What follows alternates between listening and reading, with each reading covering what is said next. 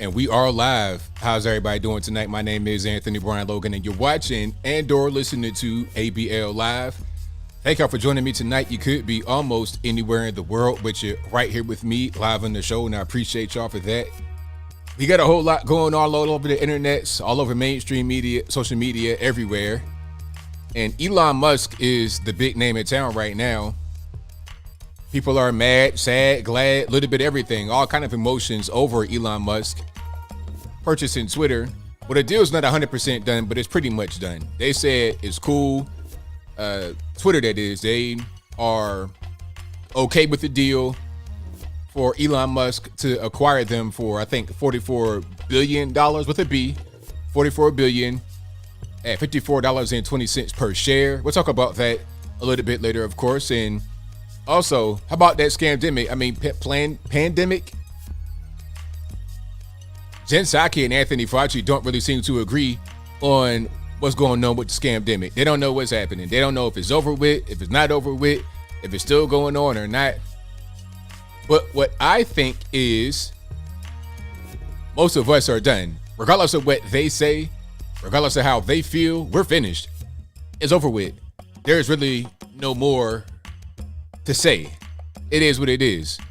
We'll talk about that in a minute. Also, you have a far leftist Democratic House rep hopeful on the left coast, Washington State, talking about raising the federal minimum wage from $7.25 not to $15, but $30 an hour. We'll talk about all those things and more on tonight's episode of ABL Live. And we got a whole lot going on tonight. I thank y'all for being here. You could be almost anywhere in the world, but you're right here with me, and I appreciate y'all for that all the time. Like the video, share the video, do all that good stuff if you enjoy what you have heard so far. Also, shout out to all my sponsors, of course. You know, straight from the beginning, that's what I do. Shout out to the sponsors. Shout out to bhedesigns.com. They make these beautiful handmade wooden flags that are right behind me.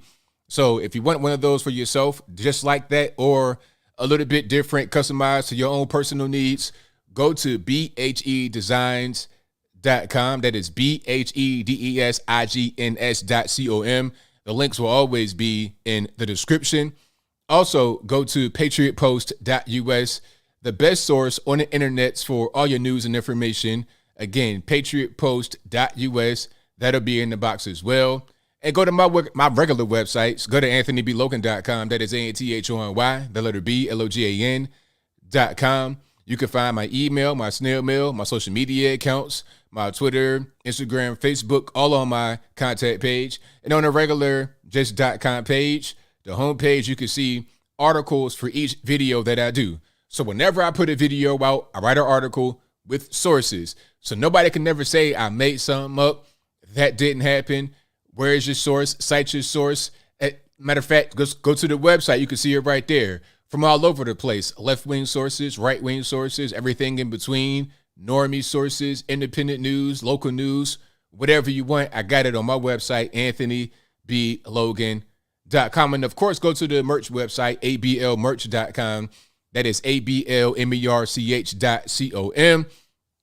You can find hats, T-shirts, stickers, hoodies, mugs, and more right there on the website, ablmerch.com. New stuff on the way. It's in the mail. I put it in the mailbox, so it's on the way to the warehouse. It'll get to the website very soon. So shout out to all the sponsors again, and thank you all for being here. You guys are the best audience anywhere on the internet, so I couldn't do it without you. And of course, this is a podcast. We're recording live right now. If you want to hear this podcast audio only, please go to your favorite audio streaming platform, whether that be Apple iTunes, Google Play, Spotify, Stitcher, Anchor, etc. Link for that will be in the description, or just go to your favorite audio streaming platform and search ABL Live. I should pop right on up. And if you're listening to me right now on an audio streaming platform, please give me a 5-star rating, a review, a share, a like, a subscribe, whatever you can do on that platform. I'd appreciate it. It'll help out tremendously.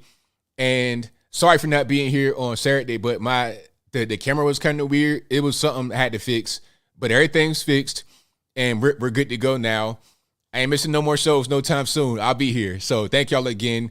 Shout out to everybody that was like, man, I don't know what happened, man. I thought you died. I didn't die. I survived. I'm good. So I'm back, and we're not going to miss no more shows no time soon.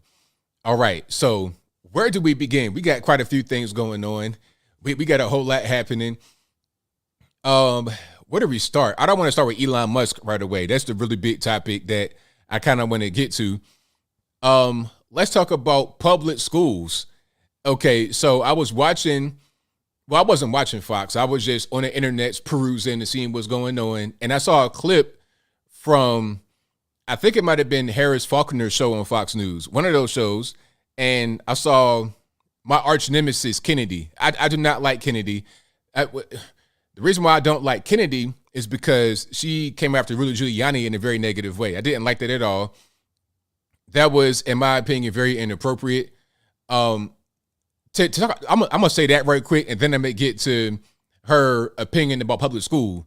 A lot of you guys may agree or disagree with that opinion. I'll talk about that in just one moment. But going back to Giuliani, remember when the whole Hunter Biden laptop thing came out, and Giuliani was trying to go to the shows all on the television and speak about it and talk about, hey, you got a smoking gun right here. We have this laptop with all kind of stuff on it. You got Hunter Biden smoking crack. It's underage girls on here.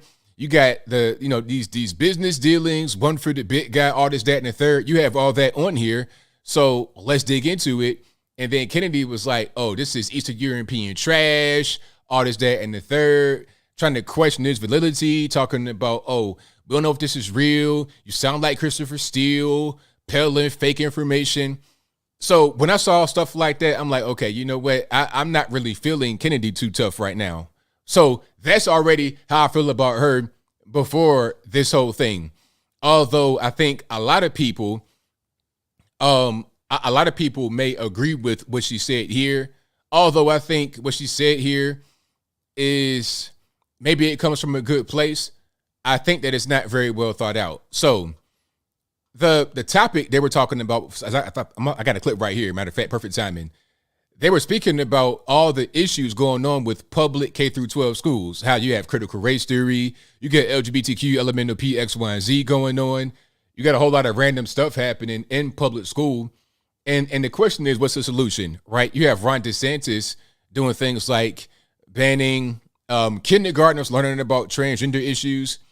I think kindergarten through third grade, you can't learn about any kind of sexual issues. And if you are above the third grade, fourth grade and beyond, and K through 12 public, you can learn about some of that stuff, but it must be in proper context, and it's got to be a good reason. You can't just say, all right, you guys are in fourth grade now, let's talk about transgender women and their rights. It's like, all right, but what's the context?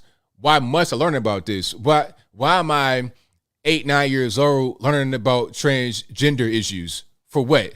Why? There must be a reason still, and there is no reason that you can give below fourth grade. So kindergarten to third grade, that's off limits. That's great for Florida, but what about the rest of the country? And what about some of these teachers that still want to kind of skirt the law? So what are we going to do as far as a solution? Now, Kennedy promoted this, and I'll put this on the screen right quick. This is on Outnumbered, so that's Harris Faulkner's show on Fox.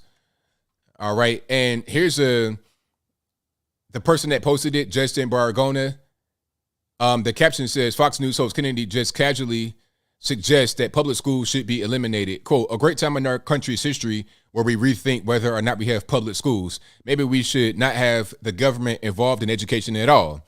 All right, so let's go ahead and listen to this, and then I will react again, but live on the video for you guys. And I get you guys' reaction live as well, and I'll comment on that. Okay, let's get some sound. That might help. Hold on one second. Pardon me. Messing up already. Okay. There we go. Right to religious speech. Yes, and the superintendent has to prove that he was ostracizing players and, not favoring them if they didn't participate. So far, what I have seen, they have not proven that, this will be a very important case for religious liberty, but also maybe a great time in our country's history where we rethink whether or not we have public schools. Maybe we should not have the government involved in education at all, so parents and teachers and administrators can make those decisions themselves instead of having the government impose it on them, because it is the public school aspect of this that is creating the legal challenge. And what do we do with the people who can't afford private? Like, what does that look like? Because each state allots some money, so they would get that money, I would assume. Isn't that what Florida wanted to do? That's a great question, right? Very good question. It's like, hey, okay, you said we're going to eliminate public school. What about those that can't afford private, or they can't afford to stay at home and teach kids? Like, what are we going to do for those kids? It's a great question. Now, let's see if it got answered or not.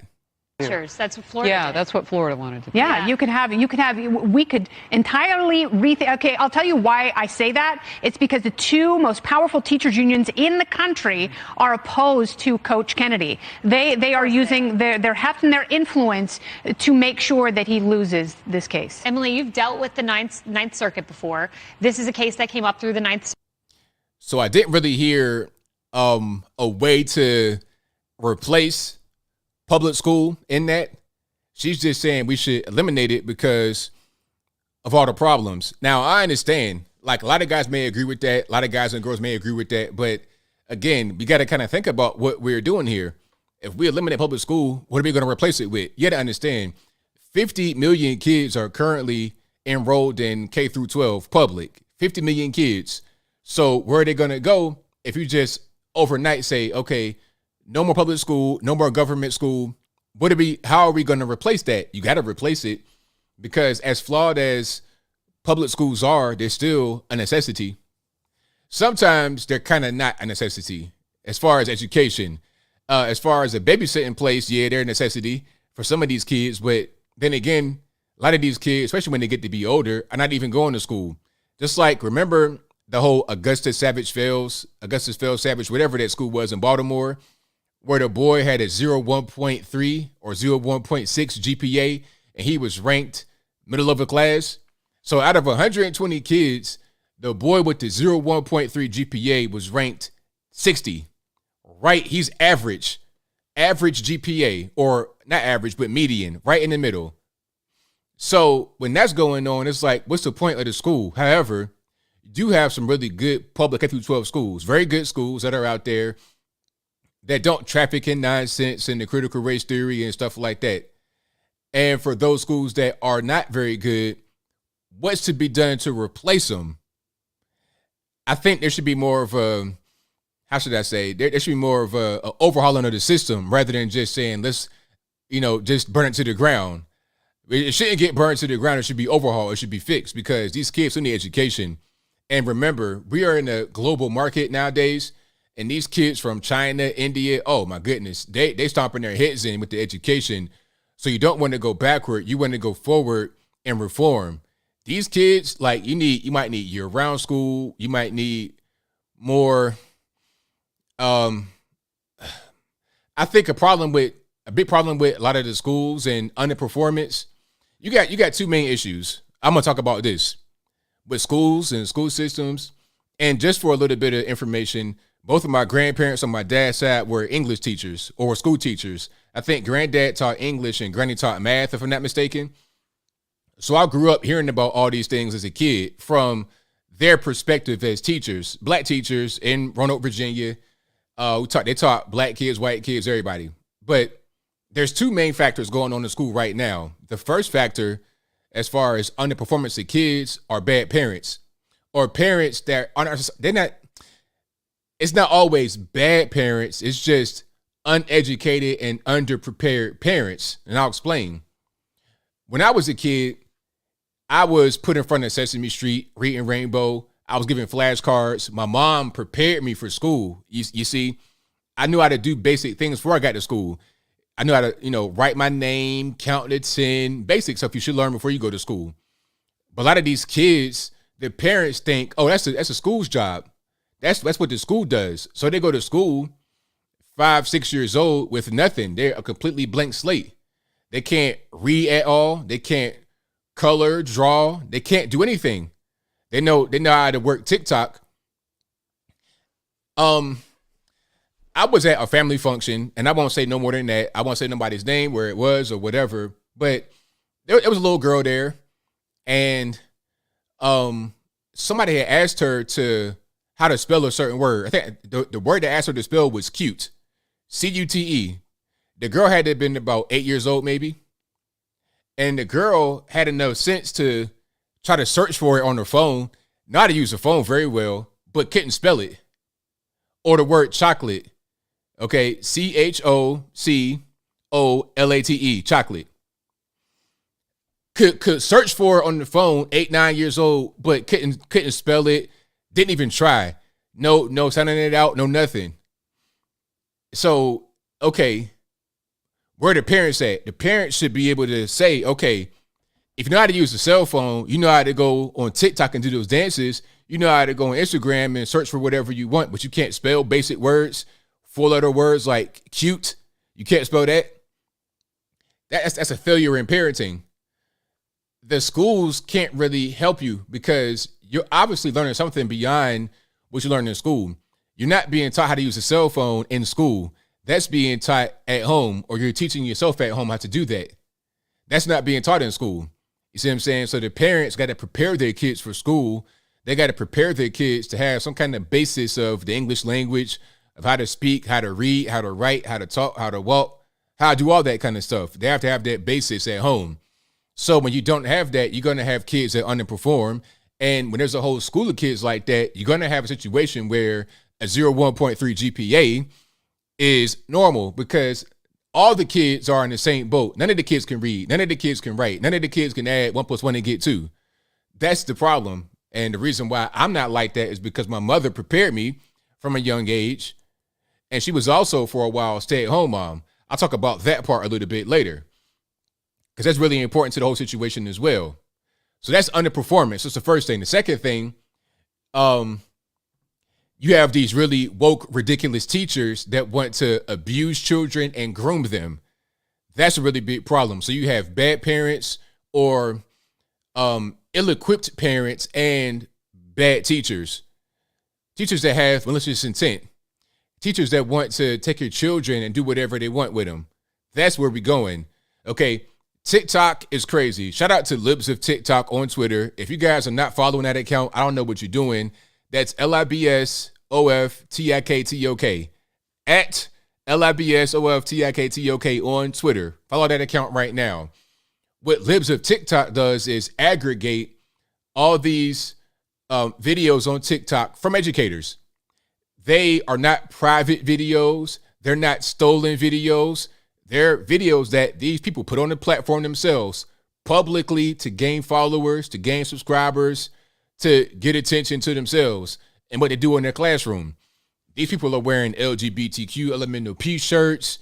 You got these men, biological XY men, looking like Ryan Seacrest. What's the man that played Deadpool? Ryan Seacrest, Ryan Jernigan. I don't know what the dude's name is. Ryan Reynolds. Big, blocky, crazy jaw, looking like Gumby in human form. You understand? A beard and all of that, but a pair of high heels on and a dress. And that's your educator nowadays. When I was a young man, we had the meemaws for educators or the young women that were very well dressed, conservative, none of this extra stuff. I'm seeing some of the most ridiculous stuff. Aside from the LGBTQ elemental P teachers, you also have, hold on. I'm reading this right here. Akara No Lie says, you could tell ABL doesn't have kids. Otherwise, you would know that these kids are being taught with a completely different technique. I mean, I understand what's going on. It's not the same way it was. That's what I'm saying right now. The teachers ain't the same. When I was a young man, we didn't have all this stuff. We didn't have these elemental P, LGBTQ elemental P teachers. We didn't have, and also the teachers that dress very, very inappropriately. These women wearing these tight pencil skirts.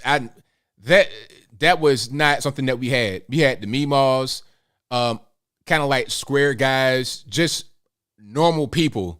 Nowadays, you don't have that. Nowadays, you have the infiltration of a lot of these ridiculous people that come from college and K through 12 when they were brainwashed. You see, the people that are in there right now, brainwashing children, they want to reproduce themselves. So when these kids grow up, they grow up to become the same as them.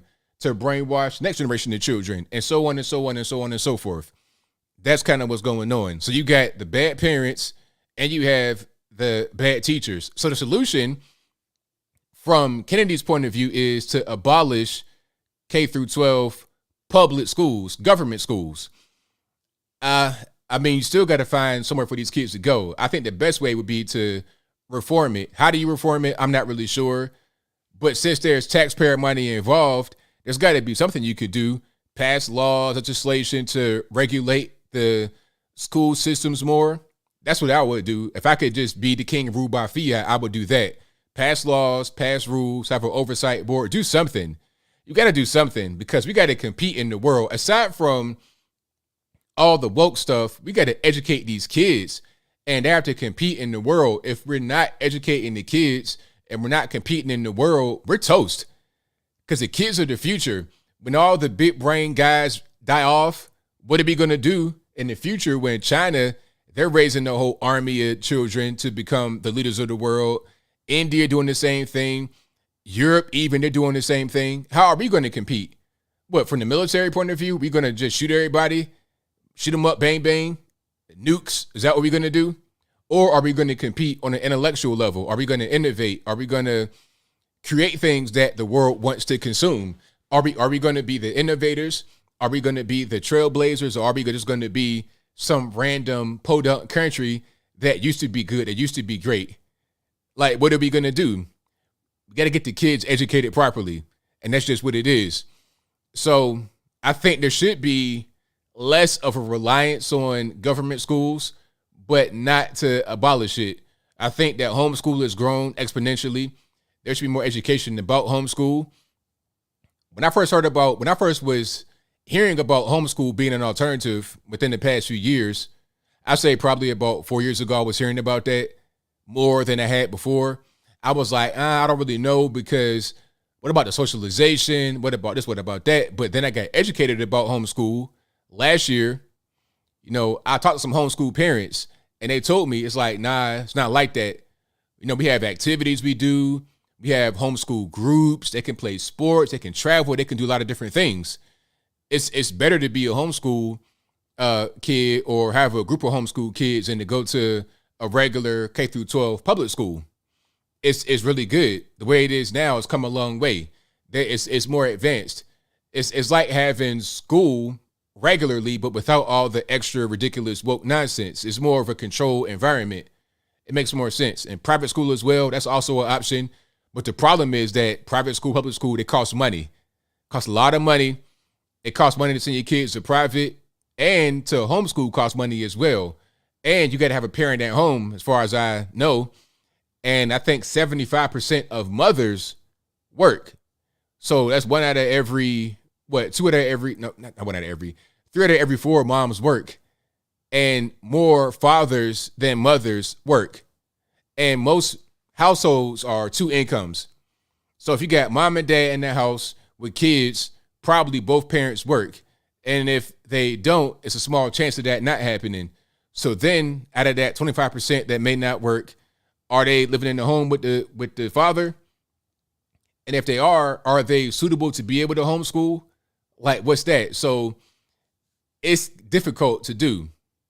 I don't know. I think if I had the ultimate solution to get beyond all of this and to really get down to the core, no more welfare state, take that away. That right there solve a lot of problems that kind of seep themselves over into education. You got too many of these wild, ridiculous kids and ridiculous parents that don't care. If you had no more welfare state, that would kind of dry up. It'd dry up, and then it'd make the whole system a little bit better, in my humble opinion. Right? That'd kind of be what it is. So yeah, shout out to all the homeschool parents. If you're able to do it, God bless you. Shout out to all the private school parents. And if you can't afford to do that, because I always went public K through 12. I've never been to a private school or nothing like that before. I mean, it is what it is. Just try to find the best school for yourself, for your kids. That's the objective. You have bad schools as far as violence, as far as the woke stuff. Then you have some that are pretty good. You have some good schools that don't get involved in all of that. Maybe go to a small town somewhere in podunk nowhere, and you might still have the meatballs and whatnot that teach that's probably your best bet if you can't really afford to homeschool or to go private. But you got to find a way to escape all this nonsense because it's pretty ridiculous out here. It really is. But if you like what you're hearing so far, please give the video a thumbs up, like the video, share the video, do all that good stuff. Oh, also, I forgot one more thing about education. Okay, so you can have homeschool, you can have private school, but what about higher education? Now you got a different problem because now that's really where it gets crazy. You might send your child off to college, bright-eyed, bushy-tailed, ready for the world, super excited, and you get back a Black Lives Matter supporter, a Antifa supporter, a drug addict. You never know what you're going to get back. So now you got to find the best college. I've heard about some of the Christian schools like Liberty in Virginia, other places. You got to really just vet wherever you go. The moral of the story is if you're a parent, mom and dad, grandparent, whatever you are, guardian, legal guardian of kids, if you're a young person yourself, vet wherever you go. Vet them thoroughly, okay? Even if it's middle school, high school, visit the school. Like me, I don't know the way it is now, but when I was a youngin' going to college, you would kind of go to the campus, talk to people. If you know somebody that goes there, you talk to them. You visit and see what's going on. You got to visit elementary school nowadays. You got to be there and observe what's happening and talk to everybody and then see if it makes sense for your child to go there. So, oh yeah, also Bob K MIT, thank you for that, Bob K MIT. Trade schools as well. That's something else. Yeah. You may not need to go to a college all the time, the university. Go to a trade school. That could be beneficial. Okay. If you like working with your hands, if you have a specific goal in mind, or you could do a certain thing, go to that particular school and just do that. I know guys that went to trade school, they just skipped the regular college and they're doing very well for themselves. Okay, working with their hands, making six figures, easy, no problem. And they got a life skill that'll never leave them. So just think about different ways to go about your life and don't just go the traditional normie way the federales want you to. So a little bit of advice, but thank you guys for being here. Definitely appreciate you guys. And what else we got? Oh, so shout out to Anthony Fauci and Jen Psaki. So we know who Anthony Fauci is, right? So-called Dr. Anthony Fauci. This guy's all over the place. He don't know if he's coming or going. He's all over the map. And Jen Psaki is kind of the same way, but not as much as Anthony Fauci. Anthony Fauci is the biggest flip-flopper in history. He doesn't know what's going on from day to day. But one thing they should be on the same page with, speaking about Fauci and Psaki, they should be on the same page with the virus and the scamdemic. If someone asked them the question about, is the scamdemic over with, can we move on with our lives, there should be a unifying answer, right? They work for the same people. They're in the same administration. So why would the answer be any different? Why are they having different responses? So if you guys haven't seen it, I'll put it on the screen right here. We're going to see Jen Psaki give her 2 cents on the scamdemic and then Fauci. What'd I say? Okay, so Psaki, they got similar names. Psaki first, then Fauci. All right, again, let's get some sound. I'm messing up. So there's no question that we're in a different moment in our fight against COVID. But we also know COVID isn't over and the pandemic isn't over. So, I mean, she says the virus is not over with. Neither is the pandemic. It's still raging on. I beg to differ. I mean, the virus ain't going to go away. It'll never go away. You know, they're talking about, oh, well, if you put your mask on, the virus will go away. That's not science. That's not how it works. There's no, I never have heard in my life about a mask being a cure for anything. Okay, mask, you can't put some kind of plastic or paper or cloth on your face and cure anything. That's not how that works. Okay, I never knew the active ingredient in the vaccine was paper and plastic, like, you know, your checkout line and food line. But anyway, so here is Anthony Fauci giving his 2 cents on a similar question about the scamdemic and the virus and whatnot, right? Dr. Fauci, let me broaden this out and ask you, here we are, it's the end of April, it's the spring of 2022. How close are we to the end of this pandemic? Well, that's an unanswerable question for the following reason. So, just a pause right here. You heard what he said. What her question was, how far are we to the end of the scandemic, the virus, whatever you want to call it? He says the question is unanswerable. Right? Let's just roll it back one time and then we're going to keep on going. Dr. Fauci, let me broaden this out and ask you, here we are, it's the end of April, it's the spring of 2022. How close are we to the end of this pandemic? Well, that's an unanswerable question for the following reason. And I don't want to be evasive about it, but let me tell you why I'm giving you that answer, Judy.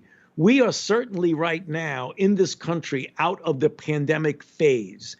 Namely, we don't have 900,000 new infections a day and tens and tens and tens of thousands of hospitalizations and thousands of deaths. We are at a low level right now. So, okay, the answer, so the question was, how close are we to the end of the pandemic? He says it's an unanswerable question. Then he goes on to say, we're outside of the pandemic phase. So it's not over with maybe, but the pandemic phase is over with. I mean, like I was saying in my video, that's like saying the hurricane phase of the hurricane is over with. The rain phase of the rainstorm is over with. What are we talking about here, Anthony Fauci? See, stuff like this is why people are pretty much tuning him out. I'm surprised they found this man. He was on the milk carton for a while. It's like, where you been, sir?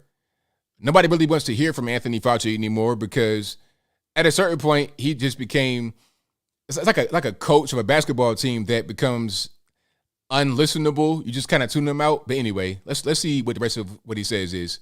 So if you're saying, are we out of the pandemic phase in this country? We are. What we hope to do, I don't believe, and I've spoken about this widely, we're not going to eradicate this virus. If we can keep that level very low and intermittently vaccinate people, and I don't know how often that would have to be, Judy. That might be every year, that might be longer, in order to keep that level low. But right now, we are not in the pandemic phase in this country. Pandemic means a widespread throughout the world infection that spreads rapidly among people. So if you look at the global situation, there's no doubt this pandemic is still ongoing. So it's ongoing, but so the pandemic is ongoing, but we're beyond the pandemic phase. So the hurricane is ongoing, but the hurricane is still going on. The hurricane is ongoing, but the hurricane phase is over with. It's so dumb. Basically, it's a wrap. And basically what I heard right there is that we may need to get a shot every year like the flu. That's what it is. And we said that from the beginning, didn't we? Remember? We were like, it's like another flu. They've rebranded the flu. Because remember that ridiculous headline where they said, what did they say? They said that the flu took a year off. Remember that headline? Hold on. Let me see if I can find that right quick. And if you like what you heard so far, give the video a thumbs up, please. Like the video, share the video, do all that good stuff. Okay, yeah. Matter of fact, here it is. Look at this. Wait. Hold on. I'm not making it up. It says the flu is making a comeback in the U.S. after an unusual year off. This was December 2021, just last year. It's like, really? So the flu just, where did it go? Did it go to Tahiti? Did it go to Bali? Did it go on the rover to Mars and just come back? Did it just pack its bags collectively and just bounce? Did it just leave because it wanted to give the virus a spotlight for a couple years or a year and a half? What? I mean, it's so silly. It's so silly, man. Like, let's just stop playing games. This ain't nothing but an enhanced flu, allegedly, in my opinion. That's for the YouTube censors. That's for the Google moderators and when they come in and try to snitch on me. But for real, I mean, come on. It's so dumb. And the dumbest thing is the mask on the airplanes. You are in the safest environment possible. They filter the air every 5 minutes. The airplane cabin is safer than the operating room because the air is so clean and so pure on the airplane. And the cabin on the airplane is very clean. What's the point in wearing the masks? It's the dumbest thing in the world. All this stuff that we did is stupid. And you know what? The pandemic response did more harm than good, 100%. People caught the virus and died, but it's the same thing with the flu. It's the same thing with everything else. People still die as a result of things. You know, you can't escape death at a certain, as part of life. Nobody really wants to die unless they got some kind of problems going on. But you can't just say, oh, well, people died, therefore let's stop living. That don't make no sense. You still got to live your life. You can't be afraid of the end of your life. You still got to live your life. So, nah, I'm not going back to no lockdown or nothing like that. I wish I would. I refuse. Yeah, the flu is pretty much absent.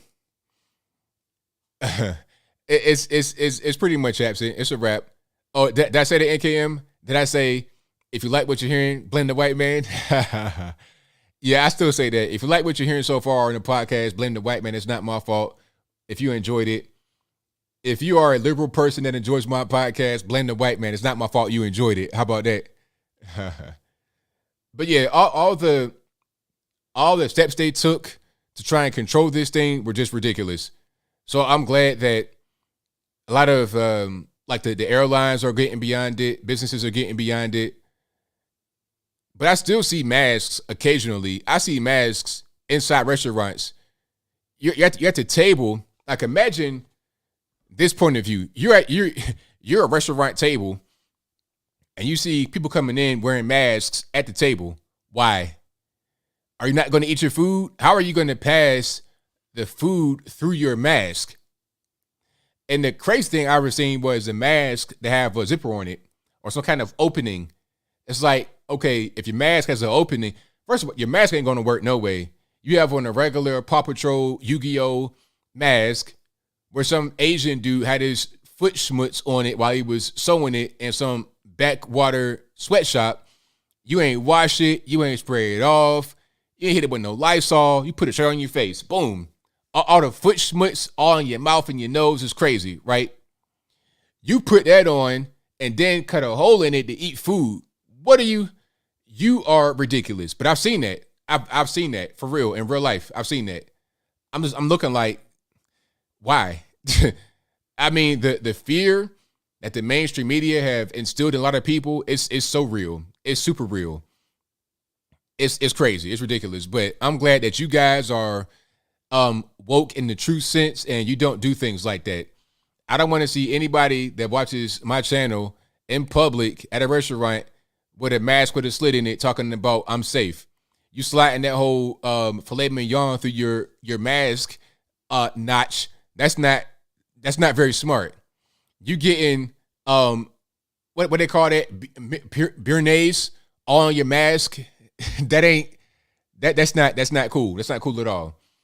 So yeah, shout out to everybody that does not wear the mask and all that kind of stupid stuff. If you want to wear it, I got a disclaimer because I don't want to get told on. If you want to wear your mask, go wear it. But I'm just saying, you guys are smart enough to understand what you're doing out here, right? You guys are smart. But anyway, hold on. We got a lot more topics to discuss. Oh, so they're talking about student loan forgiveness. Is that still going on? I mean, come on. That's the silliest thing. That's not going to happen, I don't think. That was a promise. It's not going to go anywhere. They're talking about Mitt Romney had some words to say against it. But no, that ain't going nowhere. Student loan, that's like a $1.7 trillion bubble. That ain't going nowhere. You can forget about it. And the reason why the student loan, the government are trying to cancel it, but the reason why the student loan bubble is so high is because of the government, because they guaranteed their loans and gave them to people that shouldn't have them. And it's like a blank check. So you can get charged whatever you want to, whatever the college want to charge you. Back in the day, back like in my parents' time, it was much easier to pay for an education. It was much more affordable. You could work and kind of like pay your tuition, but now it's like taking out a home mortgage. And I feel bad for kids that go to an out-of-state school, majoring in underwater basket weaving, majoring in cosmetology, majoring in just some ridiculous stuff. Just, you know, you could YouTube some of this stuff you're doing in college. You understand? Your degree is worthless, but yet you have $80,000 in debt. You got 6 figures in debt. You have a whole mortgage of debt for no reason. You're working at Claire's, the earring shop in the mall, with a 6-figure student loan debt. Imagine that. I mean, good night. How are you going to pay that? And you can't even discharge it in bankruptcy. You go into the penitentiary trying to pay that money. Oh, the credit card debt? Nah, they ain't canceling that. They ain't canceling that. Nah, they won't cancel that. Oh, and if you also, if you paid your student loans like I did, and my loan was small. I had like $8,000 total of a loan, just $8,000, and that was all. I'll pay my loans all the time on time. It was easy. It was a low payment, like $60 for 10 years. I paid it for my credit, and it was nothing. Always paid it on time. But I paid mine. Can I get that $8,000 back though? Can I get that back or nah? Or is that just out in the wind? Matter of fact, can I get my tax money back? Can I get that back? I got a tax return from 2019 still floating out there. I ain't got back yet. And the craziest part is that I keep getting letters in the mail from the IRS talking about, oh, we need more time to review your information. It's like, look, give me the money back. I can't get my cash. I paid them back. But if you took out a student loan, talking about give you the money back, it probably won't happen anyway. It's just too much money. We're already printing and spending too much money. The inflation is crazy. And I think part of the home, not a mortgage crisis, but the spiking home prices is part of the inflation. I mean, it's crazy. I'm seeing houses that are abandoned pretty much. If one swift wind, if a wind of like 40 miles an hour comes through at the right angle, the house will fall to the ground. That is going for like $400,000 right now. It's about to fall on the ground, but it's going for $400K. And people will buy it sight unseen from California coming to Tennessee. I see it every day. Part of that is because of the inflation. If so much money floating around, why not buy a house? I got $15,000 I can put into a down payment. Why not? Let's do it. Pull the trigger. And now you having the really high rates. I bought my house at a 3% rate. Now it's like 7%. More than double. It's crazy. It's really crazy. Yeah, the interest rate is going through the roof, and it won't go down. It was as low as it was going to go back in like 2019, 2020. It's not going back down no time soon. It's only going to go up. It's going to be a problem. And I've been watching some other stuff as far as the food plants that have been burning down. I've been watching that, but I've not done enough research into it to do a video, but I will do a video pretty soon about that. I'm looking into all of that stuff. And if anybody asks me, I get the same question all the time. People ask me, there's some things going on. What should I do to prepare? What should I get right now to prepare for any kind of weird stuff happening in the future? Guns and ammo. You're going to need that more than anything else. People say get gold and silver. I mean, that's fine. You can get that. But if you have a serious crisis happening to where there's no food and you need guns and ammo, because you may have some supplies, but your neighbor may not have supplies and they may want to get it from you. So you need to protect yourself, your supplies, your friends, your family, everybody. Guns and ammo, that's going to be more valuable than gold for sure. And in an environment where things fall apart. But I digress. I'm getting too deep into the rabbit hole. I'm deep in the rabbit hole right now. So let me go to get my flashlight and find my way out and get to my next topic here. So Jamie Foxx and Destin, that's a good place to go. So Jamie Foxx went to Destin, Florida with some friends from California, from San Fran, Bay Area, and they were all black. Now, Destin, I know about Destin. It's like a beach area on the Florida Panhandle. It's basically like Alabama. They call that the Redneck Riviera. Lovingly, of course, not to be disparaging, but it's beautiful out there. Beautiful beaches right on the Gulf Coast. It's very nice. Okay, not far from Alabama, Louisiana, that area. So Jamie Foxx, of course, got to play Ray, very well-known actor, comedian. He went out there to Destin on the water, on the boat with some friends from California. Now they're afraid because it's a real, conservative area. a lot of, big truck, white guys. That's kind of the reputation it has. But it's just Southern culture. Southern culture is more similar than dissimilar when you're talking about racial differences, in my opinion. There are some differences in racial lines, I guess you would say, in the South, but it's less dissimilar than the northern places, in my opinion. Southern culture is more cohesive. It's more diverse. In the South, it's more diverse than the North, if you notice. People want to say that it's not, but it is. I mean, New York City, places like that is different, but in general, living in the South is more diverse than the North. 100%. So he went down there to have a good old time, and his friends went with him. They're afraid. Oh, they white, they Trump supporters. It's like, nah, it's cool. It's all good. So Jamie Foxx goes down there, and they're playing Proud to Be an American. Lee Greenwood. Loves the song. He's a fan of the song, by the way. Jamie Foxx is a fan of the song. But once he goes down there and they recognize him, hey, Jamie Foxx, what are you doing down here? They changed music from Proud to Be an American to Gold Digger. Kanye featuring Jamie Foxx. They changed it to his song. They're very inviting. They're having a good time, passing around beers.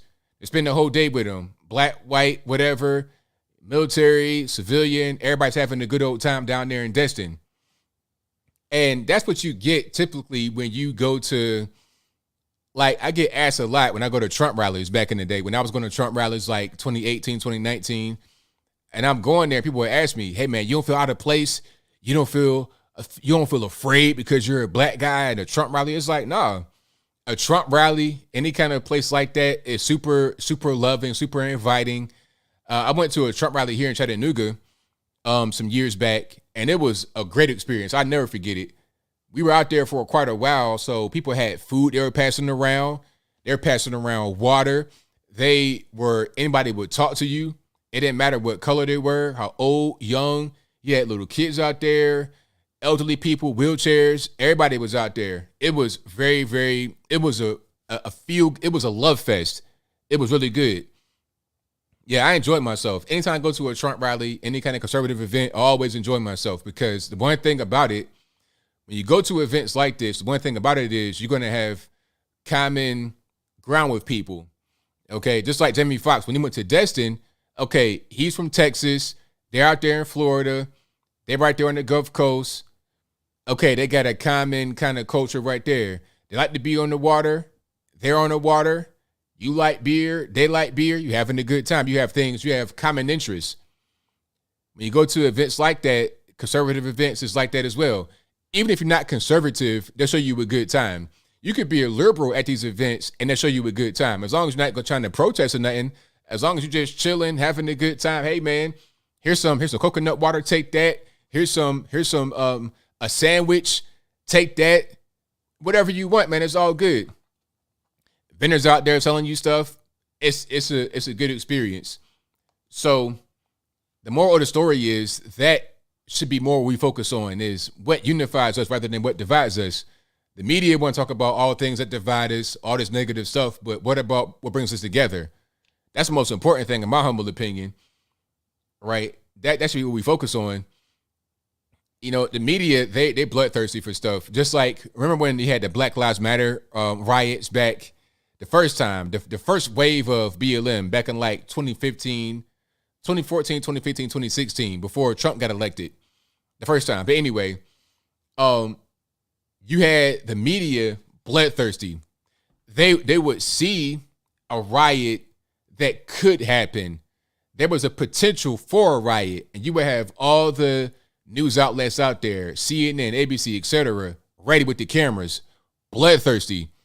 It was more media than rioters, because they're trying to find this thing that's going to be really big for ratings and views and clicks and whatnot. They're egging it on. You see what I'm saying? There's more of a demand for that kind of stuff than there is supply, which is why there's so much line on the internet from people talking about, oh, well, they threw bleach on me. They tried to hang me with a rope. It was a garage pool. Noose in my. It's more of a demand for that kind of negativity than there is supply, because the average normie going to work every day, taking care of their kids, does not really get involved in all that stuff. They just want to live and let live. They're not really trying to do too much. They don't want to have their children be attacked. It's just normal people. People are normal. Normies don't like all this ridiculous woke stuff. They want to have a good time, and they don't want to have any kind of division. They don't want to be criminals. They don't want to be victims of criminals. That's what that is. Now, if you're an abnormal or an irregular, not you guys watching, but the irregulars out there, they want strife. They want panic, chaos, and societal breakdown. That's what they want. And unfortunately, a lot of these irregulars are in the mainstream media. They're in Hollywood. They run a lot of the show. So they're just pumping out information left and right all the time to make us believe that things are one way when they're not that way in reality, to try and trick us into going a different direction than where we want to go. So yeah, shout out to the irregulars. I'm not a fan of the irregulars or the weirdos or the nut jobs or the schizophrenic people. Shout out to all the regular normies out there. That's my squad. And if you are not a normie and you're not a weirdo, shout out to you as well. You're my squad also. But yeah, Jamie Foxx, that was a good thing. I like that he said that, because a lot of people are afraid to talk to other people that may be a different culture, a different race, or whatever. I speak to everybody. I don't care who you are. Everybody is fine. As long as you're not trying to, rob me or hurt me or something like that, I'll speak to anybody. It doesn't really matter. If you're a good person, you're a good person, regardless of how you look, regardless of whatever. You know what I mean? That's pretty much how I look at it. But if you like what you're hearing so far, go ahead and give the video a thumbs up. Like the video, share the video, do all that good stuff. And blend the white man as well. Shout out to NKM. Shout out to you, boss. All right, what else we got going on? We got quite a few things happening. Minimum wage increase. I'll speak on that right quick. So there's a lady out there in Washington State who's trying to be a House rep. I think Washington District 7, if I'm not mistaken. If I'm wrong, let me know in the comments. But she wants to have the minimum wage increase. The federal wage is still $7.25 for minimum, right? She doesn't want $15 an hour. She wants $30 an hour. She says the 15 is antiquated. That's too low. That's too little. We want $30 an hour. But I called that back when they were talking about 15. I said, when are they going to stop? They're going to say $30, $50, $100. It's never going to stop. If the federales raised it to 15, which they've kind of done that anyway. If you noticed, the minimum wage you pay now is about $15 because of all the inflation going on. You got so much inflation, so much money in the supply, and the stimulus checks, all the free money going to people directly. See, it's one thing to print a bunch of money and it goes to certain projects, meaning not directly into somebody's hand. But if you print the money and give it to people directly, like, here, take this bag of money. Here's a bag of money. All right, coconut water. This is like $1 billion. Take this and boom, right in your hand. If that's going on, then there's less of an incentive to actually work for a certain amount of money. So let's say a job is paying $8 an hour. You get a big bag of money, 15 bands, boom. Because you got a bunch of kids running around. You got earned income tax credit. You got your stimulus check. You got all disability, whatever you on. All that money is like a pot of gold to you. You have no reason to go get that job for $8 an hour. So now that job must either raise their wages or go out of business because they can't staff. The staffing problem is a pandemic in itself. Restaurants nowadays, you got to go to a high-end spot to get staff. If you go to a low-end spot or like a regular spot, like a Chili's or something like that, I like Chili's, Applebee's, TGI Friday. I like restaurants like that. And I like to be able to go, but you already know before you go, there may be a short staffing issue. Why? Because it's a lower paid job. If you go to this really expensive spot, it'd be better staff, you get better service, but you're going to pay more money. That's kind of where we're going. So in order to compete with the high end spots, the lower end spots got to pay more. So rather than $8, how about $15? It's a natural thing because of the conditions of the work environment right now. People don't want to work for a small amount of money, so they're raising the wages. That's what's going on. So the government didn't actually raise the wage on paper as far as the federal minimum wage, but they did it because of all the money printing. You see how that goes? So now the new floor is 15, essentially, depending upon where you are, probably more than that. So the lady's like, look, we need $30 an hour now because the old goal is now the bottom floor. We need to go above that. Why? Because of all the inflation. But it's the dumbest thing in the world because the government made it so you had to pay 15. So now things are going to cost more across the board as a result of what the government did. So you want to have another government intervention to make it go higher. So you're going to have the same result. If the government says $30 an hour minimum wage, you're going to have the same factors, inflation and all that kind of stuff go on. And that'll be the new floor. Then they're going to say, okay, $45 an hour, $100 an hour. It'll never stop. And at a certain point, it's going to be ridiculous. You're going to be looking like Zimbabwe with a whole barrel of money to buy a loaf of bread. Hyperinflation. We're pretty much already there anyway. Stuff is ridiculously expensive. And all that free money that was floating around is gone now. I saw that coming too. I knew that they print all this money. You have a very high inflation rate. And when the money's all gone, when the money is spent, and when inflation eats it up, now I'm broke again. What am I going to do now? Rent done gone up. They got houses they're building, brand new developments. You can't even buy them. You got to rent them. $2,000 a month starting for a 3-2. You see what I'm saying? And like McDonough, Georgia, not even in Atlanta, like outside of Atlanta in Georgia, you paying that much. I'm seeing apartments in Atlanta for like $2,000 a month for a studio. It is what it is. And it's going to keep going up. I'm seeing the rent prices go from like $1,200 to $1,800 in a year. That much of an increase. And if you can't pay it, oh well. Your stimulus, you got a stimulus check, you got earned income tax credit, that's gone. Because now you got to pay more for your rent, for your food, for everything, for gas. Oh, and the gas prices, oh my goodness, man. The gas is killing me. I know I got a big truck. It's like a tank. But come on, $100, $110 to fill up. I mean, and I've seen it to where some people have a really big tank or they're in a high gas price place. They can't even fill up on one go. It'll stop at a certain point. Like if you go beyond $125, it'll stop. You can't even fill up anymore at the pump. You got to start over to continue filling up your tank. It's crazy. So yeah, basically the moral of the story is the more the government intervenes and tries to quote unquote help people with a high minimum wage, stimulus, this money, that money, the more things cost. The more you're going to print money, the more you're going to have inflation. You're going to have all kinds of problems as a result. And when the money is gone, when the surge of money has been spent, when it's out there in the market and it goes right back to the very rich people that was going to get it anyway, when it goes back to them, you still are left with the damage.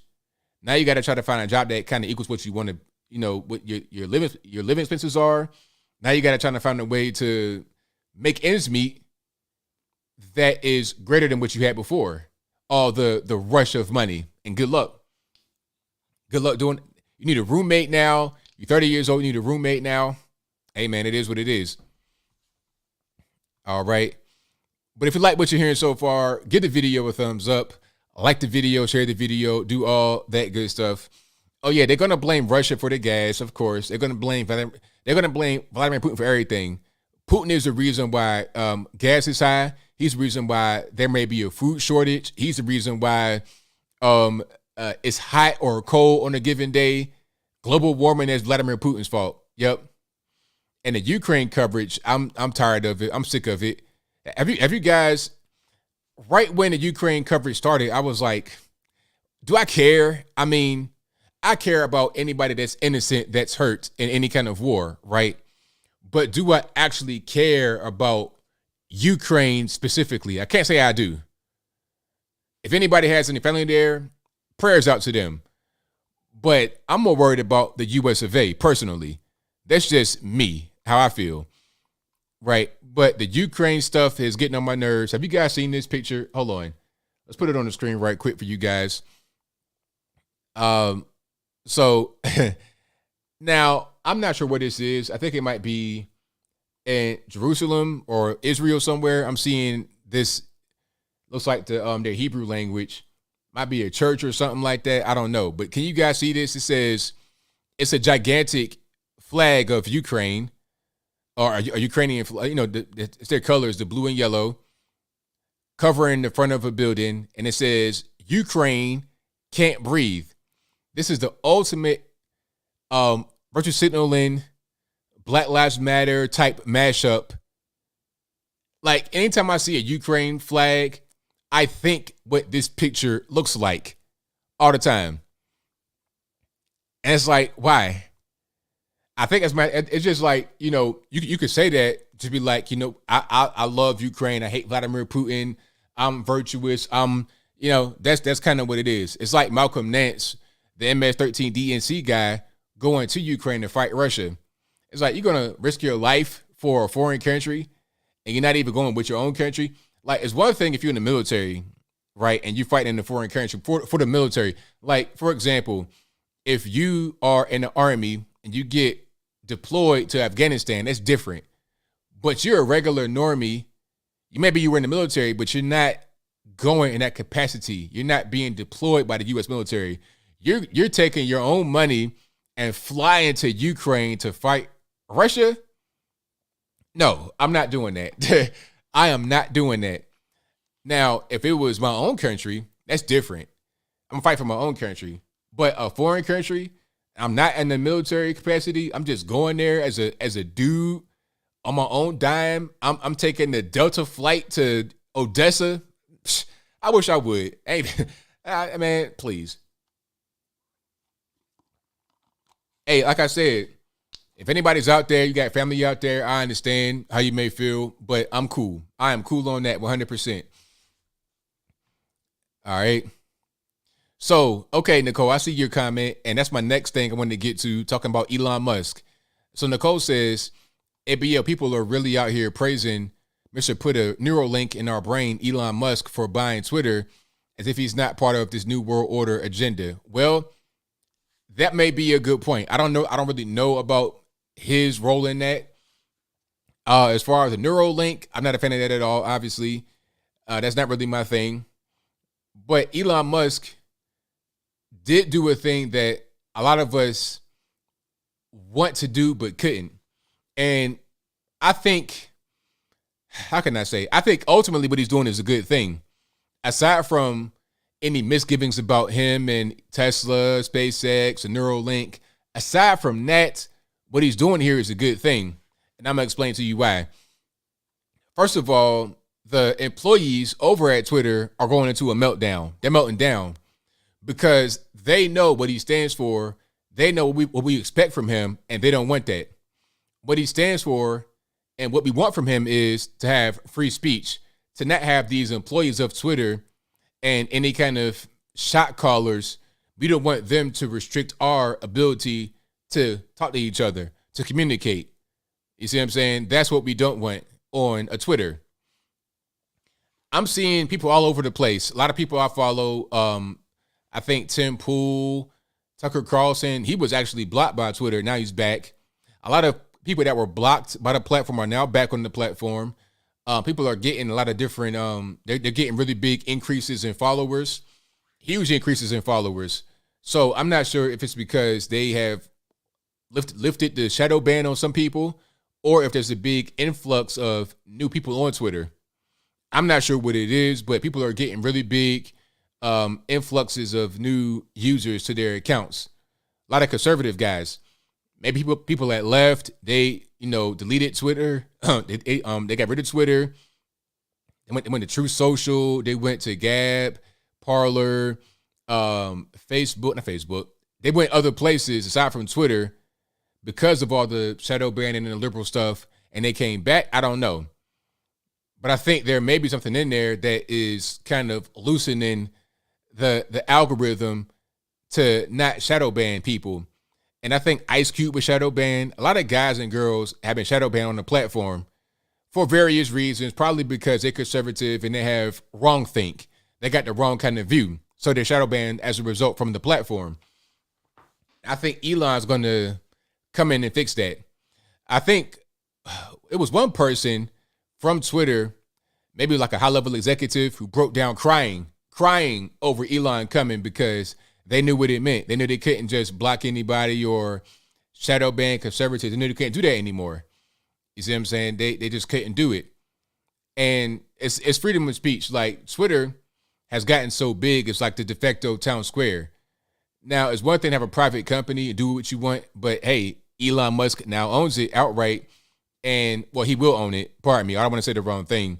The deal is pretty much done, but it's not all the way sealed. It's not all the way set in stone. So he will own it and then take it private. So it'll be his company. If he wants to have freedom of speech, then he'll be able to do that. And that's the way it should be. Now, it shouldn't have to take Elon Musk to spend $44 billion to purchase Twitter to have that happen, but it is what it is. I'm glad he did it. I'm glad somebody did it because it needed to be done, regardless of what. And that's for 100% sure. So I don't know. I think that he will do a good job with the company, and it had to happen. Twitter is crazy, and the most egregious thing that I saw was in 2020, the Hunter Biden story. The story came from New York Post. This is a very old paper, very well respected paper, been around since like the early 1800s. It's not some kind of fake news outlet. If they put a story out there, it's going to be legitimate. They're not going to put a fake story out there. They put out fake stories, they can get sued for millions of dollars. If it's a story about Hunter Biden, the president or the then Democratic nominee, if it's the potential president's son, they're not going to put out fake information on New York Post. Now, if it was just a regular normie putting it out, some random podunk little, spot, some random blog, that's different. The New York Post, a 200-year-old paper, very respected, mainstream media, no, they're not going to put out no fake story. But Twitter blocked the story back then talking about, oh, it's stolen, all this, that, and the third. But they have no problem putting out Trump's tax returns or whatever they want to put out about Trump on Twitter. See, Twitter actually was doing some illegal stuff because if you try to curate content, now you are a publisher, not a platform. So you don't get the protections of Section 230. You don't get the platform protections. Basically, as a platform, to make a long story short, if you're a platform, like a Twitter, basically that means people post things to your platform. You don't produce content yourself. Like, there's no Twitter editorial board, or at least it shouldn't be in theory, right? So if I post something on Twitter and it's wrong or defamatory or whatever, I would get sued for that, not Twitter, because Twitter is only the platform, not the publisher. You see what I'm saying? That's the protection they have under the law. But if they want to say, we're going to curate certain things, we're not going to allow certain things to be published, but we will allow that over there, we'll allow that over there. They're starting to curate and pick and choose. Therefore, they're a publisher, so they don't get that protection. So if they put out a wrong thing, they can get sued for that. But they want to hide under still being a platform while occasionally being a publisher. Can't do that. So they were doing some illegal things, but are you really going to sue Twitter? Who's going to do it? That's going to be a big fight. So rather than doing that, Elon says, you know what? I'm going to buy it. How about that? I'll buy it. Now what? Now what you going to do? I'm going to change things by force. I'm not going to, take you to court, all of that. No, let's go ahead and just buy it and have that be done. Now, I don't know how he's going to be able to, tie Twitter into Tesla, because he's got to. If you got an asset like that, you got to use it in some kind of way that it benefit you. You can't just, I guess he could just own it and let it work on its own and generate cash from it. I don't really know.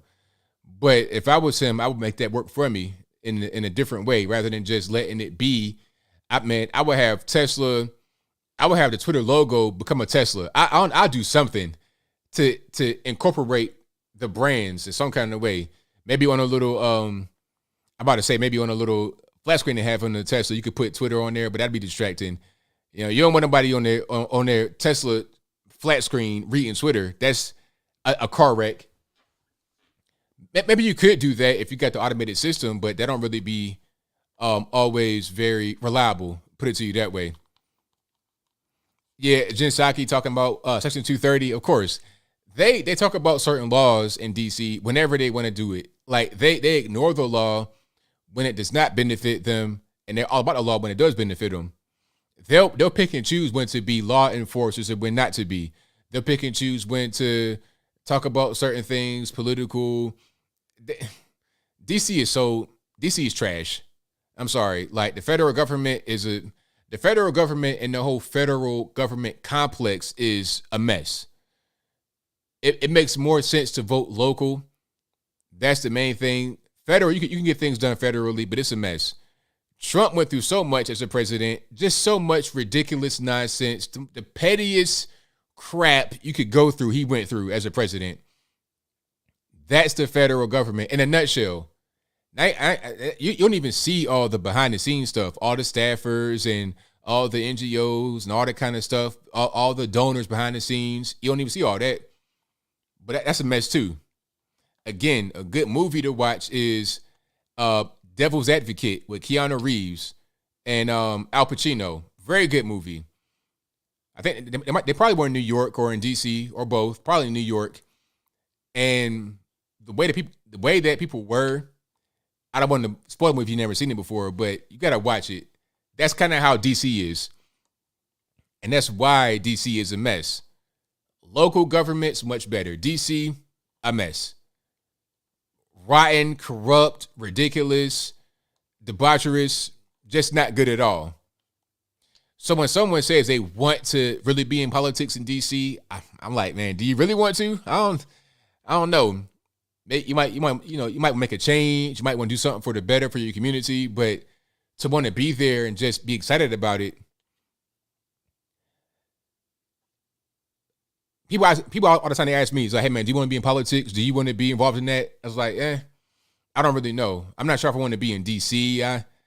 I'm not really excited to be in politics, put it to you that way. But if I had to, if I was called to do it, if it was a big demand for me to do it, I'd do it. But I don't really desire to be in politics, especially not Washington, D.C., which is a complete mess, like I said. Like I said, it's a mess. Oh, and one more thing. The illegal aliens, I'm seeing that coming right there. Yeah, so they're being sent to D.C. right now from Texas, but that's a mess because Washington, they're trying to get more across the border. That's going to be a big risk, a security risk. You know, they say, oh, well, the illegal aliens, they're not bringing over crime. Yes, they are. They're bringing over big crime, drugs, guns, you name it. They're bringing over whatever they want to bring over because they're not really being regulated at all. Just come on over and it's no big deal. Yeah, so, man, I don't know what they're going to do with that. I'm not sure how they're going to really fix that whole problem with the illegal aliens. All I can hope for is that we get another guy in the federal government pretty soon. That's one thing you can do in the federal level is impact some change on the border. But also we have, what do we have? We have the states doing their job. Texas, Arizona, New Mexico, they're trying to come together to increase border security. It'll have to be that way because if they don't do it, then who will? The federales won't. They won't do anything. They're getting like, what they said, like 18,000 new arrivals per day with no real border agents down there to really, no way to really process them, no way to deport. You're not going to really be able to handle that many people at the border. You can't really process that much in one day. With the staff that's down there, the infrastructure, you have nothing. So you need a border wall. I don't care who builds it. If it's Texas, Arizona, New Mexico, somebody please build it and somebody please enforce the law. That's what we got to do. And then when we get the next guy in office, whether that be DeSantis, Trump, whoever it is, it don't really matter. somebody aside from a Democrat that can get the border closed. Oh, one last thing before I get super chats. So I hear Biden wants to run again. Biden wants to run again, and so does Bernie Sanders. So basically, if Biden doesn't run, Bernie wants to run. It's like, wait a minute. Oh, hold on. Can we get somebody that's not 80 years old to become the president? I mean, good night. I know Trump was no spring chicken, but he was in his early 70s. Biden would be, I think, 81 in 2024. Oh, let me just check right quick. I think he's 78 right now. He'll be 79 in October. Hold on. So he is 79 right now. He'll be 80 years old in November of this year. 80 years old, 80. So in 2024, he'll be 82. Please stop, sir. And Bernie is, I think, 80 years old right now, or 81. He's 80 years old right now. He'll be 81 in September. So in 2024, it'll be 83. 83, sir. You might not make it to 2024. Keeping it all the way real, you might not make it. I'm just saying, I'm not trying to be morbid, but come on, man. Like, good grief. You can't live forever. You're not immortal. John McCain kicked the bucket at 81, man. You right there. So, I mean, come on, man. Look at yourself in the mirror and be like, you know what? This might not be a good idea to try to become the president, because if you die in office, that's going to be a problem. Who'll be the VP? Who'll be the VP? Who'll be the who'll be the president if you die? Who'll be the VP? Who's gonna? That's just too much going on, man. How about be in your 50s or 60s at the oldest, 80, 81, or like right now? You're doing too much. You're doing way too much. And the thing about it is, Joe Biden is pretty much gone mentally right now. That won't improve. You don't get better. If you're 80 years old and you're showing signs of mental decline, that won't get better with time. It's going to get worse. It'll get worse during the presidency. We see him on stage shaking hands to nobody, invisible people. We see that all the time. So if he is going out there trying to become the president again, he'll be 80 years old this year, 82, I think, in 2024. So at the end of his term, be 86. Sir, please stop. Don't do it. But you know what? Yes, there should be age and term limits, 100%. I mean, come on, man. You're 90 years old and you're not even really responsive. It's like, man, all right, go ahead and retire, maybe, just maybe. You know, is what I'm saying? Just go ahead and retire, maybe. Okay. Joe Biden shouldn't even be in office. It should be an age limit. There's a minimum age, 35, to become the president. There should be a max age as well. There should be maybe like 75. 35 to 75. That's your age limit right there. Yep, that's what I would say. And have that be that. Pelosi is about 1,000 years old. So is Maxine Waters. My thing is, if you're that age, just go ahead and enjoy your life. Just retire, go to Florida, not Florida, because if you're a Democrat, you need to go to Maine or somewhere cold like that. But anyway, go to Maine and chill out on the snow and just enjoy your life in the cabin. Put some logs on the fire and just be chilling, right? Like, why be in office for that long? You got plenty of money, Maxine Waters. You funneling money through your daughter for the past 15, 20 years. You got plenty of money. So what are you doing? But I digress. Thank you guys for being here. You guys are the best audience anywhere on the internet. If you like what you're hearing so far, please give the video a thumbs up. Like the video, share the video, do all that good stuff. Super chats on deck, and then I'm going to get to the calls. The number to call is 434-658-1220. Again, 434-658-1220. All right. Pete Buttigieg ain't going to be able to do it, Mr. Ski. That ain't going to work. You saw what happened. He won Iowa, but people don't really want a gay male president with a husband and some surrogate babies. Then that's too much.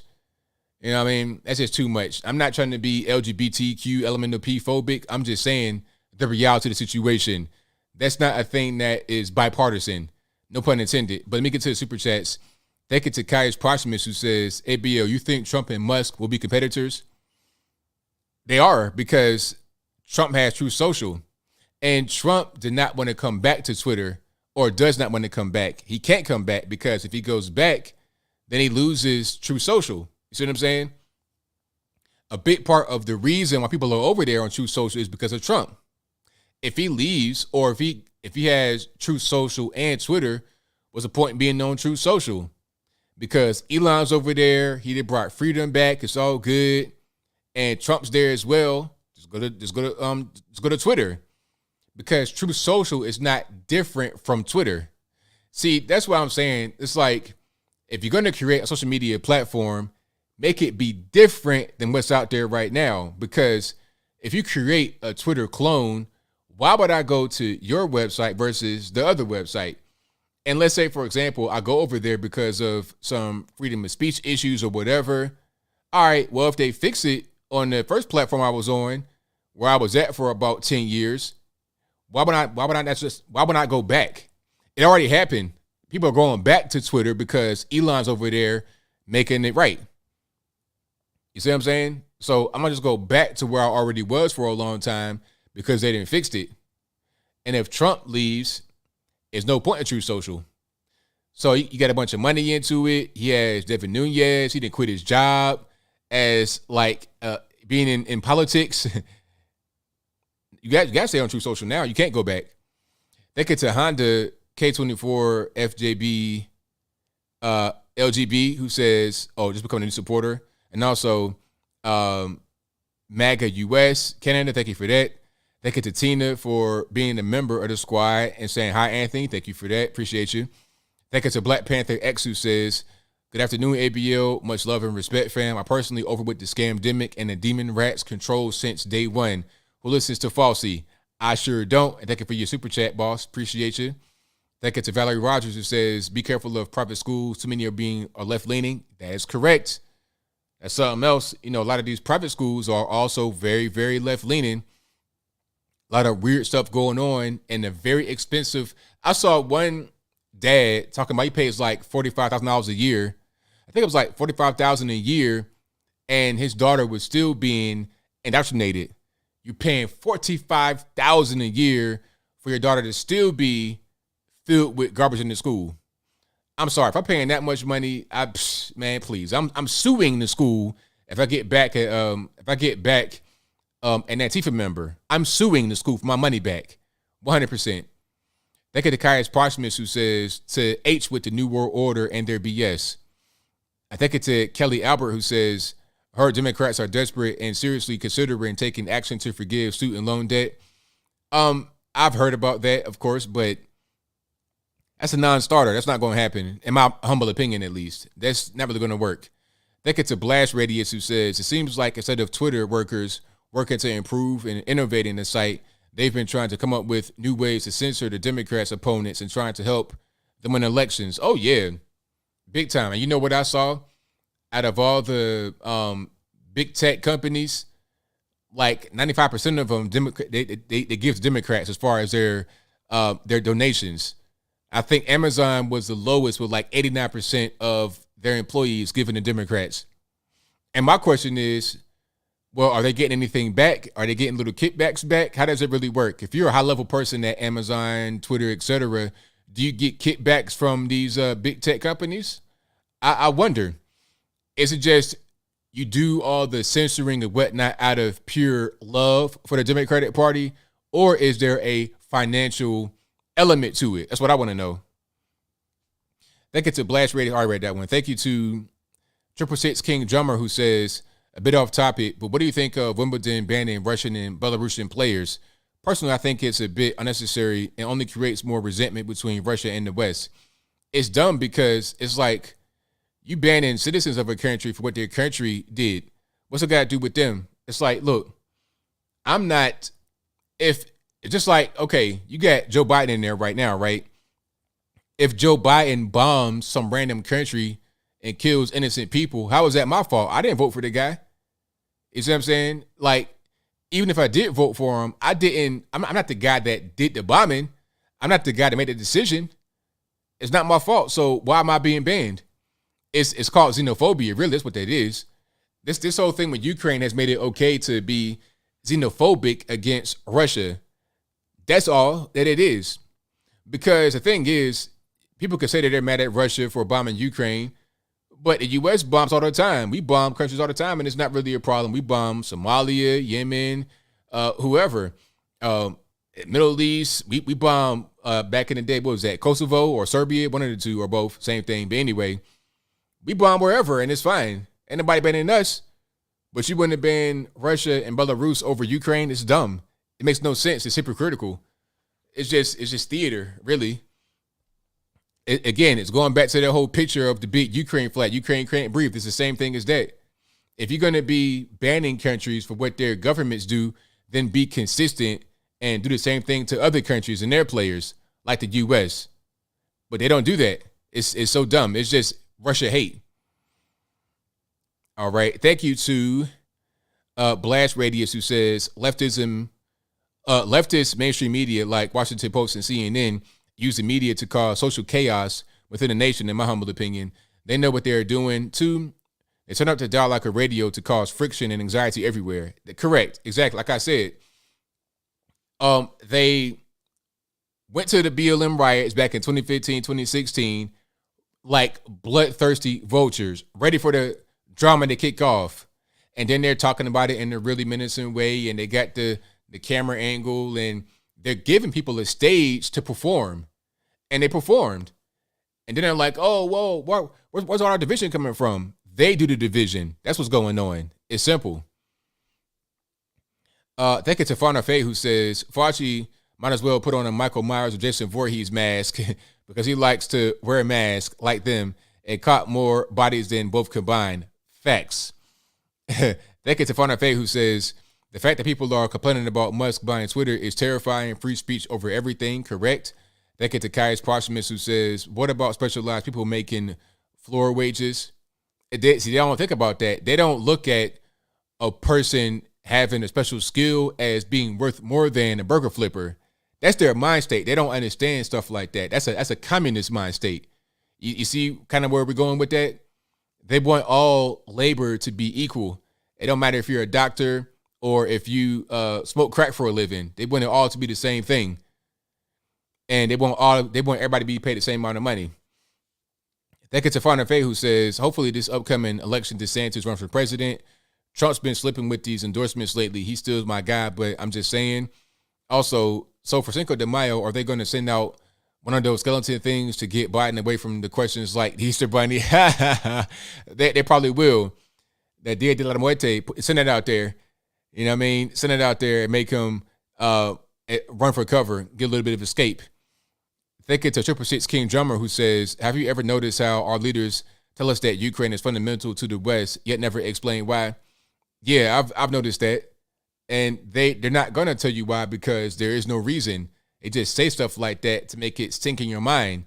So when somebody asks you about it, if you're just a normie and you don't know any better, you kind of have a soft brain, you just repeat whatever you heard from the media for the past 2 months.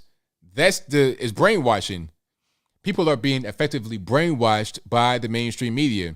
If you don't know anything else, if you don't have time to do your research and you trust the mainstream media and whatever they say, whatever they tell you over and over and over again, you'll be hypnotized with it. It'll be stuck in your mind. You can't think anything differently. So when you're out talking to normies about stuff like this, the mask, the virus, or whatever, they'll just repeat the talking points because they've heard it over and over again and they know it. It's like learning a new rap song. That's exactly what it is. But I digress. Also, Front of Face says, shout out to DJ Envy's wife trying to beat Jada.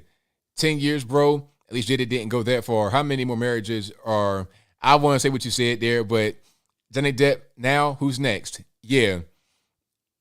DJ Envy, this whole thing, you have women who are being very toxic. Very, very toxic, but that's not, you can't talk about that part because that's not PC. You got to be PC, talk about women are queens and they're beautiful, can't do no wrong. Women are human the same as men are human, and men are flawed as are women. So we should be able to talk about women's flaws the same as men's flaws, and it shouldn't be any difference. That's true equality right there. But if we don't have equality, then what are we doing? Do we have feminism or not? I don't know what's going on no more. And thank you to Boomhauer for your being a member of the ABL squad. Thank you to Alicia, who says, great job, ABL. Keep up the great work. We'll do. Thank you for that. Thank you to Fauna Faye, who says Biden going to hold his campaign speeches at the Mattress Warehouse and graveyards because you guaranteed to be asleep or dead to want to vote for him. There you go. Alicia also says Bernie Sanders needs to go live in a socialist country. He don't want to do that. He wants to live right here in the USA. He wants to make the United States a socialist country, but he doesn't want to live in an actual socialist country. Make that make sense. He wants to be the guy high on the hog in a bad place rather than a normie in a bad place because he knows what it is. Thank you to Farna Faye, who says, tell me how they sent a mail-in ballot to my house the other day for the midterms. Not doing it. So the polls I go, no money down, no money being thrown. Exactly. Thank you to Monique Price, who says that whole age limit segment was hilarious, but unfortunately, that's one of many people's hold up about Trump. Won't he be 78 in 2024? Yes, he will be. And I was saying to people, it's unfair to expect him to run because of his age. It would have been perfect if he just won this past time and got in office. It would have been perfect. Do 2 terms, you'd be done at 78. Everything's all lovely. That would have been perfect. But he would be 82 at the end of his term. So that's not really fair, in my opinion, to expect him to run. Now, if he runs, he runs. But he'll be up there in age, but he'll still be younger than Biden was when he got inaugurated, if I'm not mistaken. So he'll be better than Biden regardless, but he'll be kind of in an advanced stage at that point. F Ranger Xbox says 12 food processing plants blown up or burnt down. Biden warned us about food shortage. Yes, he did.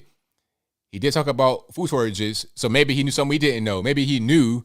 Maybe he had been briefed about some of these food plants going up in smoke, not being available, going kaput. Maybe he knew, but didn't really want to tell us exactly what's happening. So I don't know. I'm just saying, I'm just throwing stuff out there. Maybe it's right, maybe it's wrong, but who knows? But now it's time for the calls. And the number to call is 434-658-1220. Again, 434-658-1220. Do not be afraid to call. Don't call up here acting crazy because you will get blocked ASAP. Let me get a drink right quick. So who'll be the guy to actually run in 2024? Is it going to be Trump? Is it going to be DeSantis? Who's going to be the guy? We'll see. 860, you're on the line. I'm speaking to. Hey, ABL, it's F&A Ranger Xbox. All righty, man. What's going on? How you doing, brother? It's all good, man. Can't complain. Well, there's a lot to complain about, but won't do any good. Action's what's needed. But the American economy, everything that's been done has been done by design. This is all planned. Ain't none of it surprised me once he got in the office, the way the election went and everything. But it occurred to me why there's so many brain dead, crazy liberals. It came to me, surfing YouTube, watching educational videos about different things and everything. And see if this makes sense to you. A lot of these people come from big cities, right? Like Los Angeles, New York, Atlanta, Indianapolis, Chicago, right? They're a little crazier, little more violent tendencies and stuff like that. Yeah. Well, we stopped using lead in gasoline in 1981. Lead is known to cause lower intelligence and neurotic, crazy behavior and violent behavior. It's a proven fact. Everybody that developed lead for gasoline in cars, they went crazy and died from it. But I'm thinking all that lead in the cities and the concentrations of it, as opposed to people out in the countryside or the suburbs and everything, that has got to be the key difference of what's going on. I mean, to try and make it make sense. But I don't know. That's just what I was thinking. But on Facebook, when you post stuff on Facebook, if you ever go back and look at the comments, I'm the guy that puts the memes on there in the comments because the picture says 1,000 words. So they're all good. All good. I think you'll enjoy them. But there's one more thing I got, but it ain't. Oh, I know what it was. Where have you been on Saturdays? I've been jonesing. I'm like, God, I hope he's okay. Oh no, I'm good. I had my camera. I had a problem with my camera last Saturday. Before that, I think I was gone. I think I was out of town, and then my camera was messing up, so I couldn't get it to go live. But now I'm back, so I'll be here. No more missing shows. All right. Well, welcome back, ABL. I just want to let you know we all missed you. I know everybody did, and I watch a lot of educational things. I was watching about, the man that accidentally killed millions of people by putting lead in gasoline. And, it just made sense to me that this has got to be what's causing these people to be as crazy as they are, because the indoctrination is real. I quit watching TV 14 years ago, and I go, really? And it's like you said, they'll tell you about a problem. Climate change, CO2. And I'm thinking, wait a minute. Don't plants need CO2 to live? They breathe mostly CO2 in and exhale oxygen. So isn't CO2 good for plants? Oh, it's killing the planet. But they never tell you why. They don't say, well, the sunlight hits it, breaks off this chemical or this atom off the molecule, and this happens, and then it causes acid rain, and, the hole in the ozone layer. Yeah, well, actually what caused the hole in the ozone layer, in my humble opinion, wasn't Freon or hairspray. It was the 100 and some nuclear warheads they detonated in low Earth orbit over Antarctica. I'm pretty sure that's what caused the hole in the ozone layer. And that's called Starfish Prime. You can look it up on the internet, search for it. I was living in Hawaii as a child, and we saw the sky light up in the middle of the night, So I'm going to let you go with that. God bless ABL. God bless America. And let's hope we can get our country back. God bless Elon Musk, my favorite African American. Oh, I know what the last thing was. There was a comedian who was always in the paint chip aisle, and he finally found out what his true color was. It's chocolate passion. And with that, I'll let you go, ABL. Love you, brother. Thanks for the call, man. Appreciate it. Bye. All right. Shout out to my man for the call. Most certainly appreciate you guys. And the number to call is always in the description box and also in the ticker when it comes up. It's 434-658-1220. Again, 434-658-1220. 918, you're on the line. Who am I speaking to? ABL, what's up, man? It's J.B. Scotchman from Oklahoma. How you doing, buddy? It's all good, man. What's going on? Not a lot, man. Just enjoying your show, Of course, I missed it on your Saturday, too, I was like, hey, where's he at?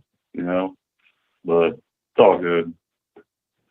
But actually, I wanted to call because I wanted to talk about the video that you posted on Saturday, because it kind of got me fired up a little bit about the college student who was arguing with the pro-abortion woman. Oh, yeah. Yeah, that was a great video. I watched that, and then I even watched some of the original clip afterwards, and I want to see what other people were saying. And I'll tell you, man, I'm pro-life, 42-year-old pro-life dude, and I know a lot of your listeners are. I'm pretty sure you are pro-life. And when I was listening to these young women, the audacity of them to treat abortion like it was just something that they could use like it was no big deal and just throw it away like, hey, That's my right. It's no big deal. And the way they were describing it really, really got to me and just made me find them way more revolting in a way. That, okay, I might say some things that could be controversial, but I'm not going to cuss or anything. But I don't think abortion is a woman's right. It takes two people to make a baby, so it should take two people to make an abortion. It may be her body, but without the body of a man, that could have never happened. Yeah, I mean, the main thing is that the baby is not her body. The baby is a baby, because when the baby is born, it's not her body anymore. So at what point does the baby become a baby and a human being and not just an appendage you see what I mean? Right. And that's what that one girl said, the girl with the red hair. She claimed, like, the woman on the podium asked her, okay, so when does it become a child? When is it able to take care of itself or something like that? And she's like, the girl said, well, it's just a clump of cells. Okay, I've never witnessed an abortion in real life, but I have seen, videos and photos of what an abortion consists of. And it is a barbaric method. And these young people think it's just some kind of simple procedure that they can get done and be like, oops, there we go, baby's gone, it's all over. No, there is so much more to it than that. And yeah, just listening to some of them young females and even some of the young males that support it, and those soy boys, it's as simple as this. It really is. You're old enough to know how a baby is created. So you're old enough to have sexual intercourse.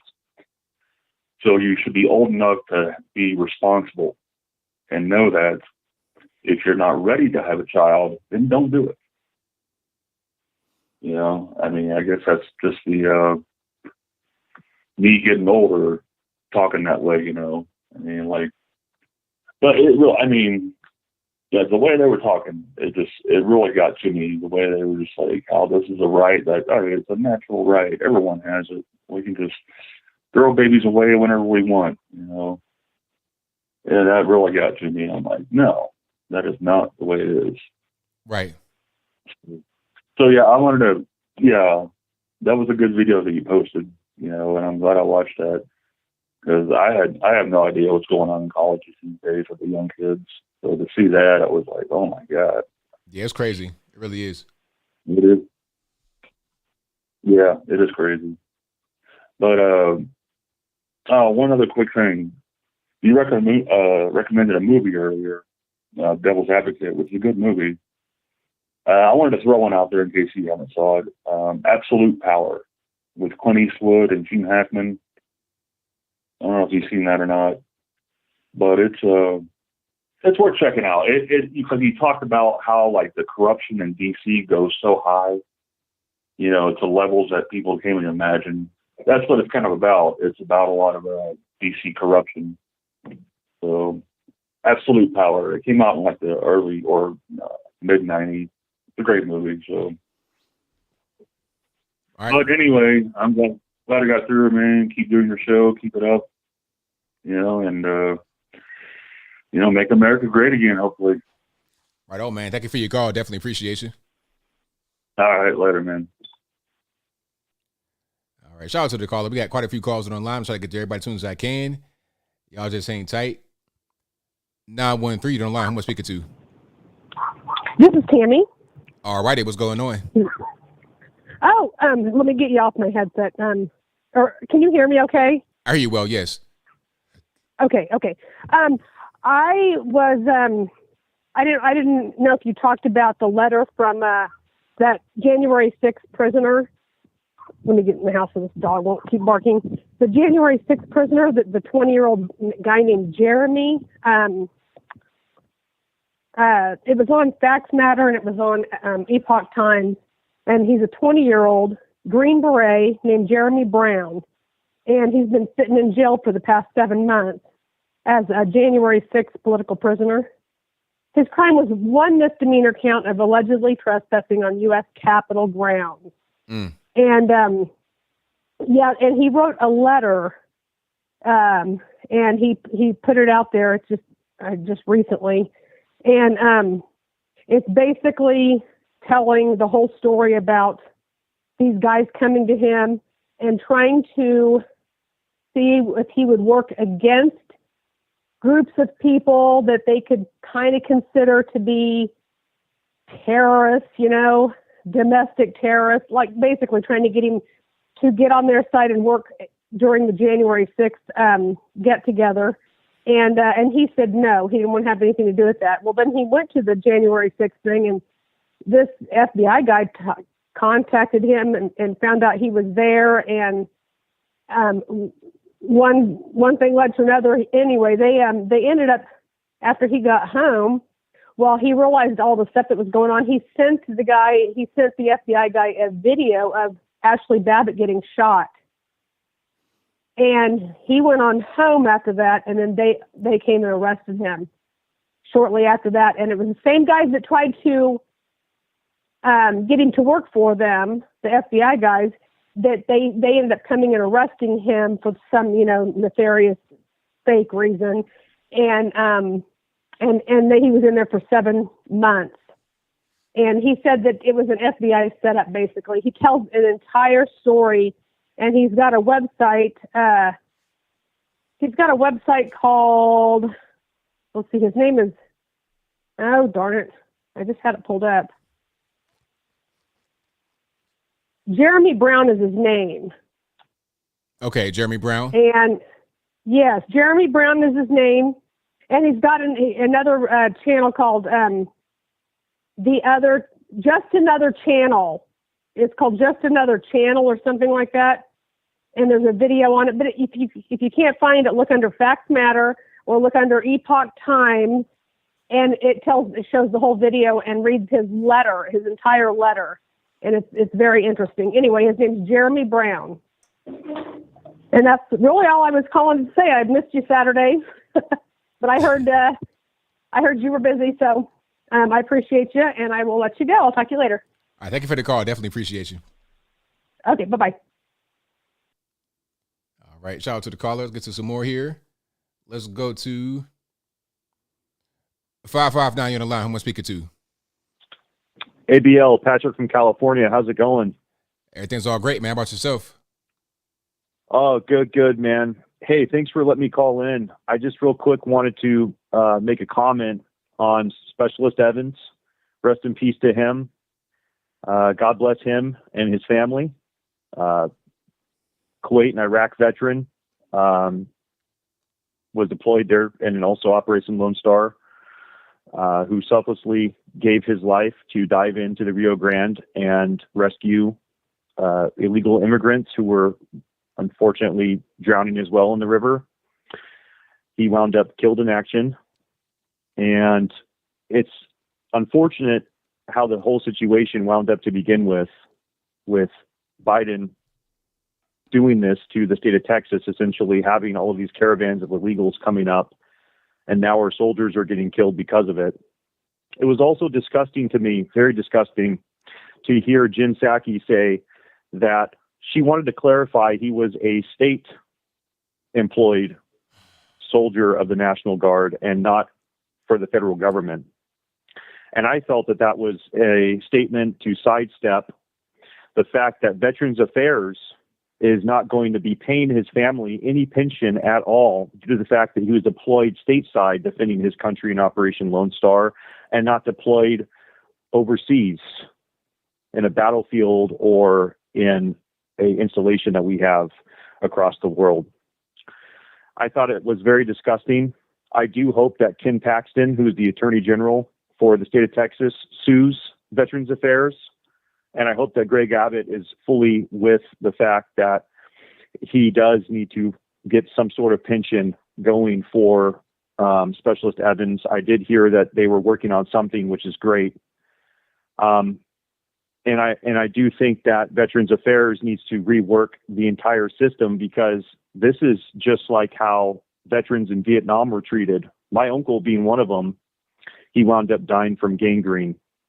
He was not being given pension by Veterans Affairs after he lost his legs in Vietnam because of it being a issue that happened not during the war, but when he came back home and developed the problem. He also was a victim of Agent Orange. And so I think there needs to be a reworking of the entire system with Veterans Affairs, and every person who is joining the National Guard needs to reconsider these facts that, oh, if something happens to me in a deployment stateside and I'm not deployed overseas, or I'm not deployed in a combat zone, and something does happen to me, I am not going to get pension for my family in the event of, my catastrophic injury or death. And that is very, very disturbing. And I do hope that this issue is brought to light, especially since he is a complete hero and he died defending his country. So I just wanted to say my 2 cents on that, get my piece across with that. Thank you so very much, ABL. I hope you take care and have a wonderful rest of your day. Thank you for the call. Definitely appreciate it. Yeah, I saw that whole thing from Jen Psaki when they were trying to say, oh, that wasn't really us. Trying to create distance in between the federal government and what they caused down there in Texas. Because if it was not for the federal government, you would not have these Texas guards out there trying to rescue these illegal aliens drowning in the river. You see what I'm saying? So it's their fault. It's their situation that Texas, now they got to clean up in Texas. It should be them sending the federal agents down there, but they're not. So now you got to have Texas doing it. You say, oh, that's just them. It's not us. That was crazy. All right, Tariq, what's going on? Hey, ABL, what's up, bro? Man, this Elon Musk thing, man, let me ask you, when he first announced his moves, did you think he was playing or did you think he was serious? Well, I didn't know what he was going to do. Like, I thought right when it first happened, he would take a piece of it, try to get on the board, try to do something. I did not think he'd take the whole thing all the way until the very end. I'm like, okay, he's serious trying to take the whole thing. I was like, okay. I didn't see that coming to the very end. Yeah, man, I didn't take it serious at first. I'm like, yeah, man, this guy's just talking. But, man, I am shocked, man. And then, I'm looking at his Twitter, man, and he's saying all the right things. But, talk is cheap, though. I want to see the action. But, the way I don't know if you've seen his latest tweet where he tweeted out how Twitter has a liberal bias. And, in Twitter, liberals are liars. They love to say that they don't have a liberal bias. But then if you listen to the employee meetings, I don't know if you heard that Project Veritas leaked audio. Why are the employees asking about what does Elon Musk mean about free speech, and if Elon Musk is going to put Trump back on? Why are employees asking that question? Like, shouldn't it be for the well-being of your company and more people joining it and money? But you are asking stupid political-driven questions, which shows that Twitter does indeed have a liberal bias. And then, did you hear that Twitter? I think it was a Twitter attorney crying or something. I heard about that. Yeah, breaking down their tears, crying because of the whole Elon Musk thing. Exactly. It's like, bro, these people are really mentally weird. They need some mental help, because it's like, how do you get so far into the ideology that you start crying? And the issue with them, bro, about Elon Musk, they are lying about the whole white nationalists and white supremacists. See, that's for the normies. That's for the low IQ. They don't want people on there spreading the truth, because liberal ideology and progressive ideology does not hold true when you challenge it. When it is debated, it can't hold on its own. The only way liberals have to win is they have to censor. That is why they are threatened. That is why they're crying on Twitter, is because they understand that if conservatives get a movement, get back on Twitter and get to say what they want, we are going to win. I mean, you got to understand, bro, Donald Trump, I don't think Donald Trump would have won the election without social media. Because if we were back in the good old days and we just had Fox News, CNN, MSNBC, they would twist, turn, make Trump look like a villain, and we would probably be dealing with Ted Cruz right now. social media, especially Twitter, was instrumental. And I know these liberals couldn't wait to start censoring him. And, as soon as they did a test run with Alex Jones because they realized a lot of people don't like Alex Jones. So, like, he was the test run, and then they saw that the public cheered that on. And then they went on with Trump. And then now it's just out of control, man, to where they are literally controlling what you can and cannot say. And then I don't know, man, if you heard the media takes, the media to me is trying to set Twitter up for failure, talking about if Elon Musk is a free speech absolutist, then is he gonna what if child pornography plays on there? And I'm just like, how does your brain say something so stupid like that? Like, why would Elon Musk allow child pornography to play on Twitter and say that is a part of the First Amendment? Like, I mean, they say these extreme, stupid things. And I think they say that so that advertisers can be afraid of advertising on Twitter. I mean, saying dumb things like, would an advertiser be okay advertising against ISIS, chopping someone's head off? And I'm thinking, like, do these people truly think Elon Musk is going to allow that? But see, that's what liberals do. And I'm telling you, man, it's going to be an uphill fight for Elon, man. I don't think liberals are going to make this easy. I wrote a post on Facebook that he may have some woman come out 30 years, say, Elon touched me. And, they may throw the sexual assault card on him, but I just don't think this is going to be easy, man. But, if he does pull through, I hope he brings Trump back on because I want these liberals to be mad. I love it. And, one more thing, and I'm going to get off, man. Did you see Sean King's responses on Twitter about this whole situation? Yeah, I've seen some of that. It just shows you how liberals lie, man. He self deletes his account, with this stupid, I would say, xenophobic tweet about Elon Musk in South Africa. Like, why you keep bringing up his South African heritage and the apartheid state as if he has something to do with that?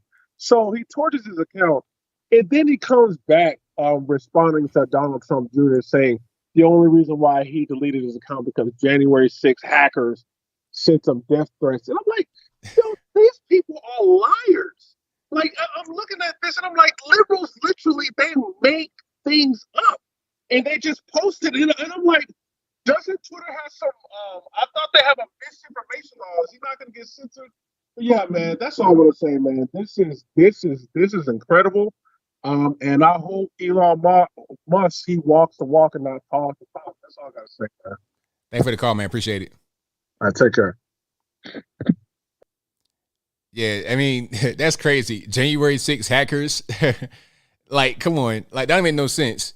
Just making up random stuff. But again, this goes back to what I was saying earlier about how when the media keep putting stuff out there over and over again, it's easy for somebody just to chime in on it and be like, oh, yeah, January 6 hackers. It was January 6 hackers. They're talking to Vladimir Putin. They were in Ukraine. They hacked my account. They took Hunter Biden's laptop. All that. It just it's keywords. Yeah, that's right. People believe it because they keep getting brainwashed into believing that kind of stuff. That's the whole thing. Pardon me. Let's go to 405 on the line. Who am I speaking to? Hey, good evening, ABL. My name's Travis. All righty, man. What's going on? Well, it's kind of off topic, but I was just, I've been thinking a lot about the current U.S. election system. Like, when you register to vote, you have to choose a political party, and just the overall culture with our bipartisan, like, two-party system we have now. What are your thoughts on that? Do you think it's negative? Do you think it's okay? What do you think of it? Well, as far as voting, I don't select a party when I vote or when I register to vote here where I live. So that's probably a state thing. But I mean, what do you mean as far as the two-party system? Like, what's your more specific question? Well, I was under the impression, so I'm registered independent because I'm kind of against, like, labeling oneself or, just the concept of it, the principle of it. Uh-huh. And I was under the impression I registered to vote, 15 years ago when I was 18, but so I can't remember if I had to choose a party or not. But I was under the impression you had to choose a party, but in your state that's not the case. Nah, I never done that before in my life, actually, like in Virginia or Tennessee. Well, but so I'm registered independent. I'm in Oklahoma. I'm registered independent, and I learned recently, like, I can't vote in the Republican primaries because I'm an independent. Yeah, that's weird. Like, I've never experienced that. Like, where I live, what all they do is you go to the voting place, you show your ID, and you're on a thing, and then they ask you, do you want a Republican ballot? Do you want a Democratic ballot? That's what they ask you. It's not like you automatically get a ballot based upon how you register, because you don't register for a party. So that's probably more of a state issue than anything else, because I've never seen that before in my life. Well, it was hearsay, but it was from actually a libertarian candidate who I met recently in person.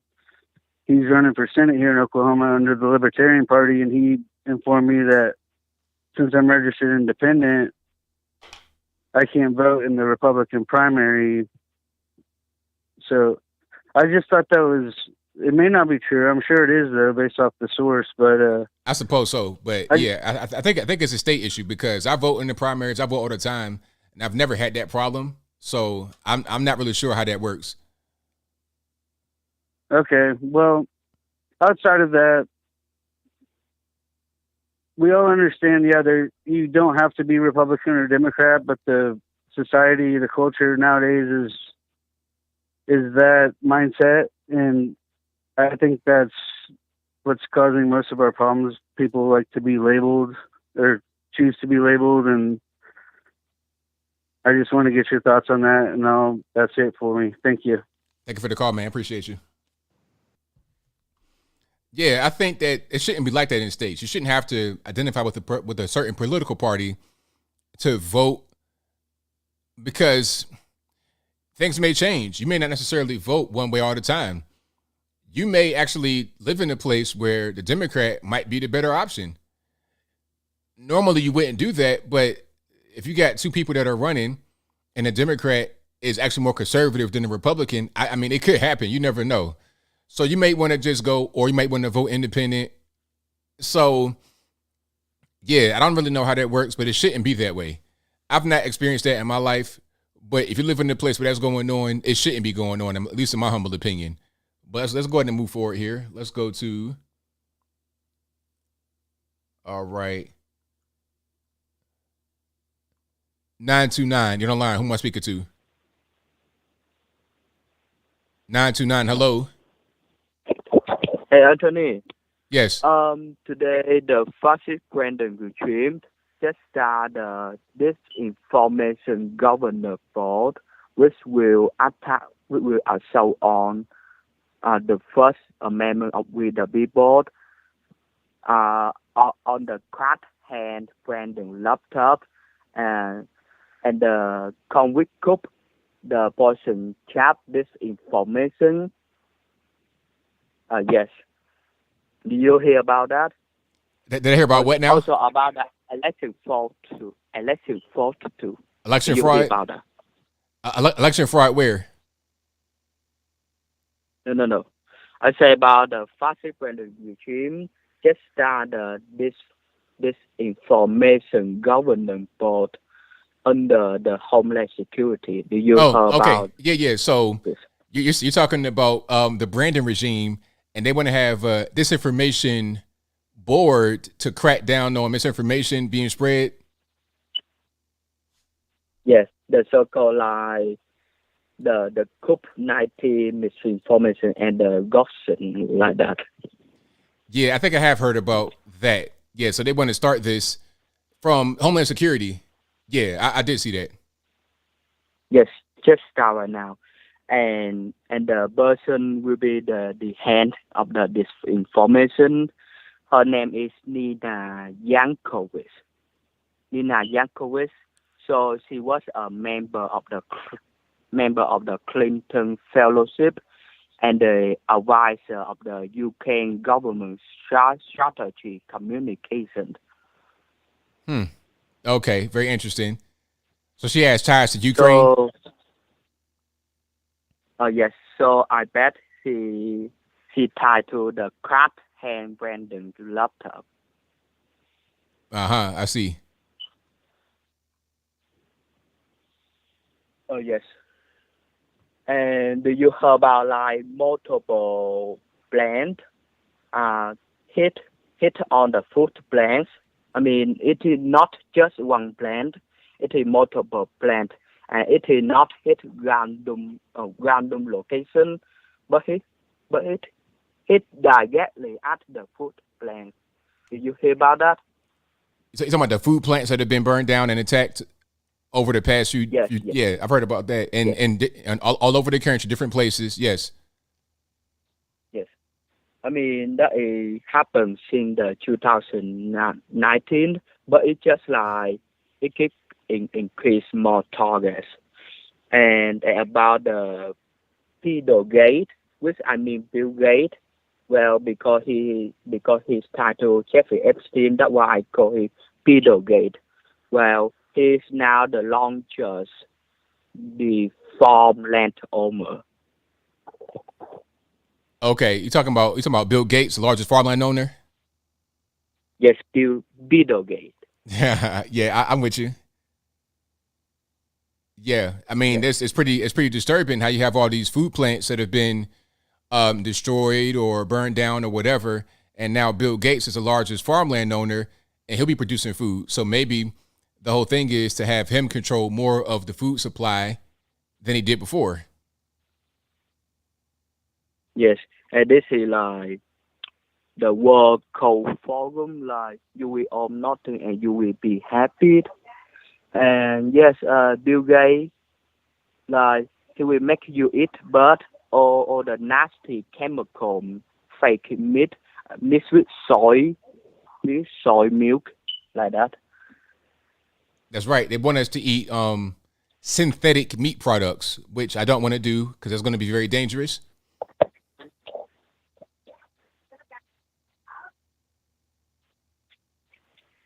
Oh yes. So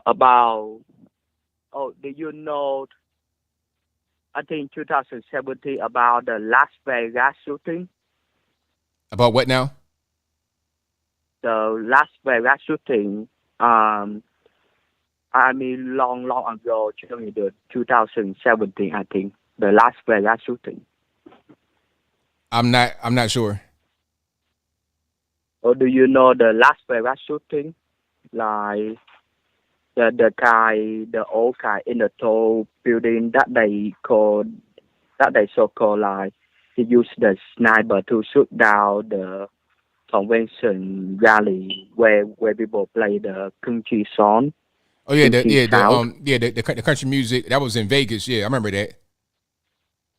Oh, yes. So there is a YouTuber named Mindy Robinson. Okay. Like about the video uncover the truth that the rhino, the demon god, and the fake news media try to cover up. Yeah, I remember that whole thing. That was pretty crazy what happened, and I still don't have any real answers. Yes. So her name is Mindy Robinson, and you can see her video on YouTube, or you can see on her video that uploaded by other users like on the Odyssey and the Gumbo, the social media video. Okay. Yes. So let's talk about. Well, I got more calls on the line. I gotta get to. I'm sorry. Okay, so let's go, Brandon. Keep the short floor on the chat, and I will see you next week. All right, man. Thank you for the call. Appreciate it.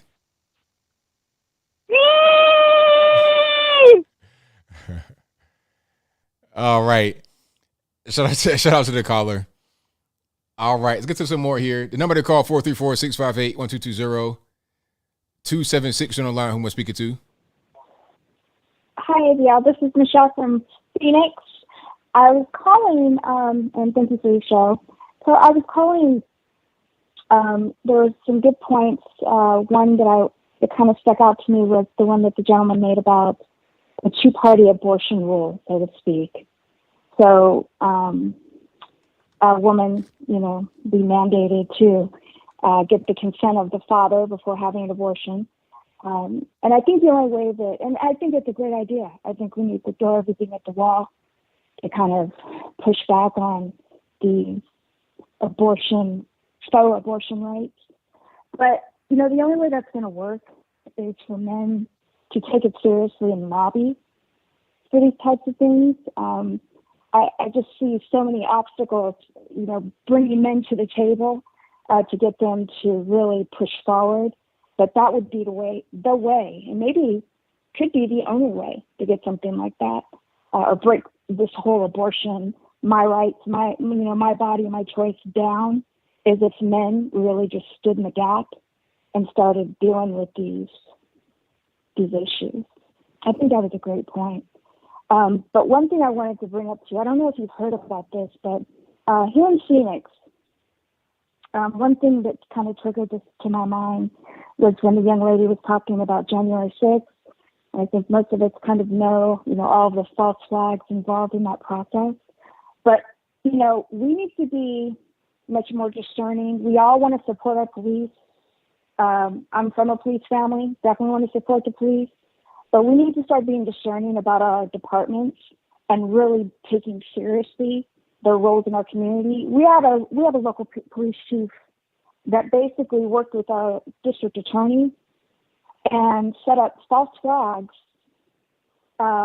somehow. And it's not really been determined if they used informants or if they had officers.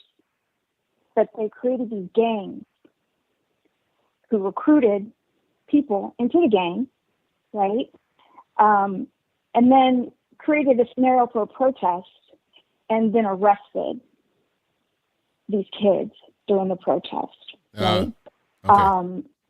So her underlings, of course, got demoted. But, that should be national news, right? But because, and I hate to say this, but I think because she's a black woman, it just got swept under the rug. I think if she was a white man, even a black man for that matter, they'd be toast. They'd be roasted on national news. But I say all that to say that, I think we're coming into a time where, our law enforcement is just, the gloves are coming off for control, for tyranny on some level. It's been like that for a while. But I think it's starting to get worse. Phoenix was known for having one of the most professional police forces in the country, and not talking about Mesa, not talking about Tempe, just MPD. So this is bad. This is a real bad look for us. Yeah, that's pretty rough. But like you said, with the environment that's going on right now, all of what's happening, you're going to see more things like this come about, unfortunately. And I think we gotta kind of go backwards, and I think that will help alleviate a lot of this nonsense that's going on. Yeah, I hope so. It feels like things are escalating to a point where it's going to be hard for the American people to start fixing things. Maybe putting Band-Aids on things, but I think it really does feel like things are getting to the point where it's just going to be hard to start fixing things on a permanent level. I hope I'm wrong. I hope it's not just the cynic in me, but I just wanted to throw that out there. But great show as always. You have a lot of great people making good points tonight, and you are a class act when it comes to a show. So thank you, ABL. Thank you for the call. Definitely appreciate you. All right. All right, shout out to the caller. All right, Victor, what's going on? Hey, thanks for taking my call. No problem. Hey, Mount Walsh is back in the news. What happened now? Man, the Amazon workers are traumatized by his book, Johnny is a Walrus. Like, I can't believe a children's book that talks about basically a transgender kid are, is traumatizing Amazon employees. I mean, these people are so soft. Any little thing traumatizes them. And it don't really matter what it is. Anything that goes against their particular worldview, they're gonna need a therapist to try to work through it. Man, it seemed like they're going to take his book away from Amazon, which is pretty sad. Yeah, that's crazy. Yeah, the video that you saw, that you talked about with the woman that talked to the student about the abortion. Yeah. Yeah, that was at UT San Antonio. Ah. Yeah, did you watch the whole the whole video and the whole seminar? Now, I've not seen the entire seminar from top to bottom. No, I just saw Nah, that particular piece of it. dude, it was crazy. I mean, the woman that you reacted to, she wasn't even the worst one. Oh, really? Yeah, it didn't even come close. If you notice on that clip they showed, when they showed the crowd, they had an Asian, like a young Asian lady that was wearing black. She was the worst one. Oh. She was screaming the whole entire time in the background. First, she did come up to the mic and said, "No, you don't come to my school that I paid money and you give off these effing lies."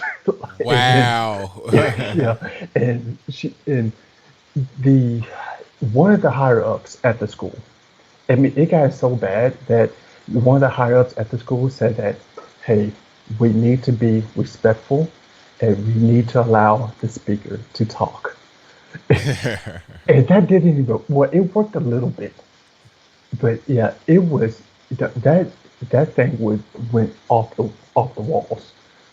Yeah. Oh, and what I wish that people would start doing in these conversations when they say that you're denying science is to ask them, okay, what is the scientific definition of a human being? What is a scientific definition of a living being? Because if they actually look at the biology, the study of life, they will realize that they're the ones that actually going against science. That's why I said earlier that they realize that they cannot argue science for transgenderism, how to define a woman and how to define life, because it's always going to support the conservative view. They are trying to use philosophy to try to define these terms. If you look at the definition of life, of a living being, they say that the definition of a living being meets seven criteria. And for an embryo, they meet 6 of those criteria at conception. The only thing that they don't meet is reproduction, which for human beings, reproduction starts around puberty, around 9 years old. Therefore, you cannot say that the embryo or the fetus is not living based off the scientific definition. Same thing with a woman, with a woman. What is the definition of a woman? In biology, they say that the definition of a woman is a female human being. Okay, and then you got to go in. Then you have to ask, what's the definition of a female? A definition of a female is a living being that could produce egg or an ovum, has an ovary, and could carry life. That is the definition of a woman. Therefore, a man cannot be defined as a transgender woman cannot be defined as a woman. Someone that is XY cannot be defined as a woman. Now, then they were asked, well, what about the intersex, the XXX or the XXY XXY people. People got to understand when they talk about science and biology, they describe what's supposed to happen, what's supposed to be. Therefore, a woman's supposed to produce egg and produce life. From when I was in school, I don't know if they still teach this. When I was in school, we were always taught that if you have these intersex, if they have a Y gene, they're supposed to be a man. It's defined. Even with intersex, they say that this is a defect. That's not how it's supposed to be. Even when you use philosophy, it's still binary, either a man or a woman. I wish I could go into more of the philosophy of this, but it's a lot of nuance where it cannot be that simple to define. Right, exactly. And then the thing about it is they use these extreme examples when that's not the reality of what I'll be talking about, because you got these people that look like Peyton Manning in their face that want to identify as women. So the whole intersex thing doesn't even apply at all anyway. Yeah, exactly.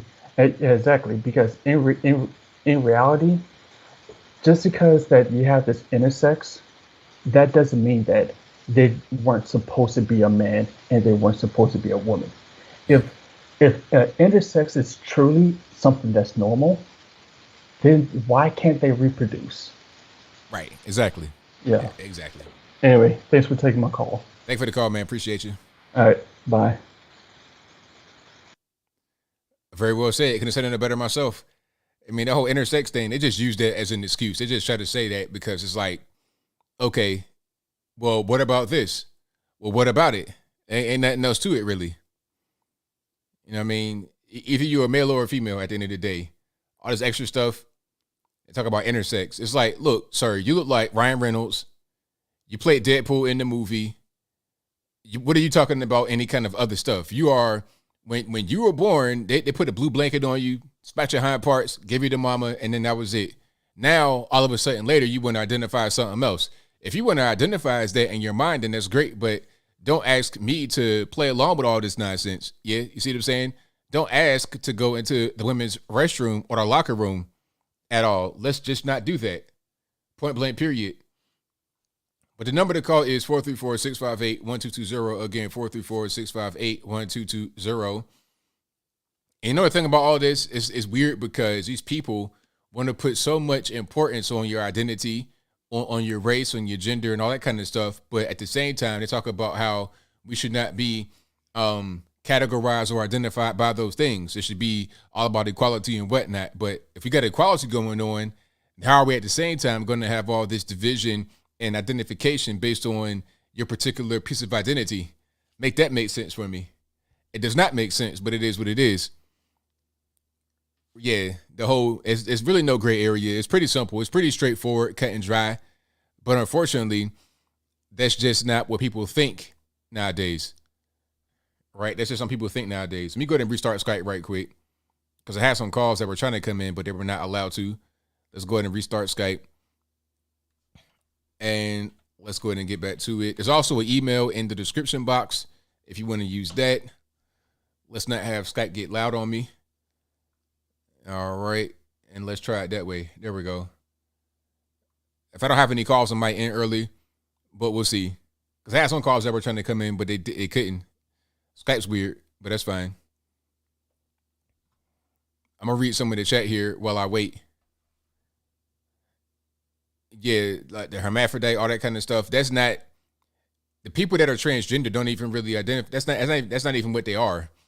They were trying to talk about Caster Semenya or whatever, that track runner from South Africa, I think, or somewhere in Africa. But Caster was an XY male. I'm not sure what other thing they identified as, but that's an XY male. So I don't even understand what the whole hubbub was about that one. And thank you again, Angel Rivera, for the donation, the big money, big baller donation. It says, great work, ABL. Thank you for that. I appreciate you.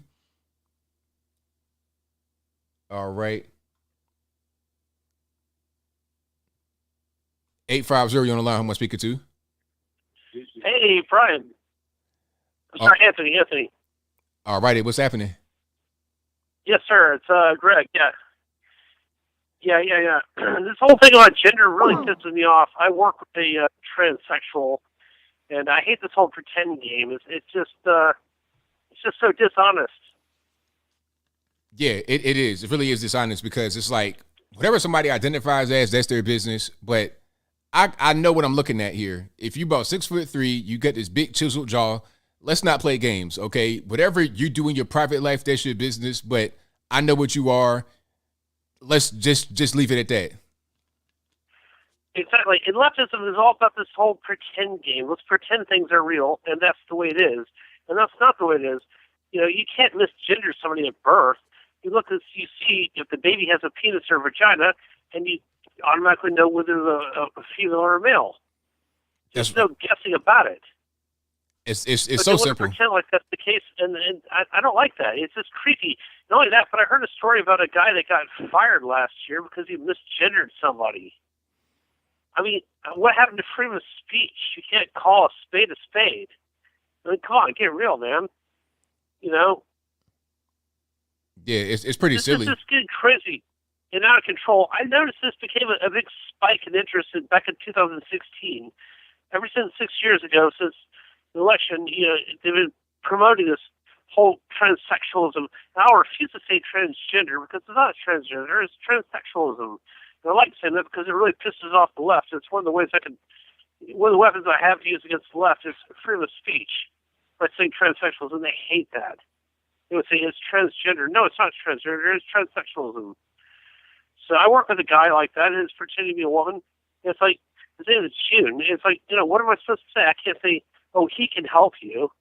You know, I mean, like, I can't say that. So I have to say, you know, June can help you. You know, when I have to direct somebody to a customer to his department, you know, just so I don't get in any kind of trouble.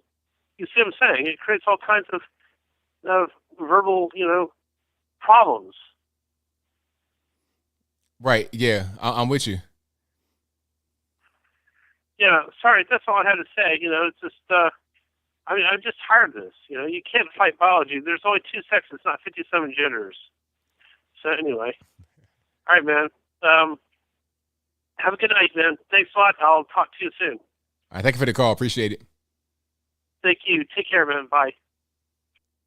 Yeah, I agree. The whole playing around game is kind of getting on my nerves. 3040 online. Who am I speaking to? This is Derek. All right, man. What's going on? Hey, brother. What's going on, ABL? It's all good. Hey, before we continue, turn the stream down in the background for me, please. I just got you on here. I'll pause it. All right. Is that better? Yeah, it's better. So what's happening with you, man? Oh, not much, man. I watch your show all the time.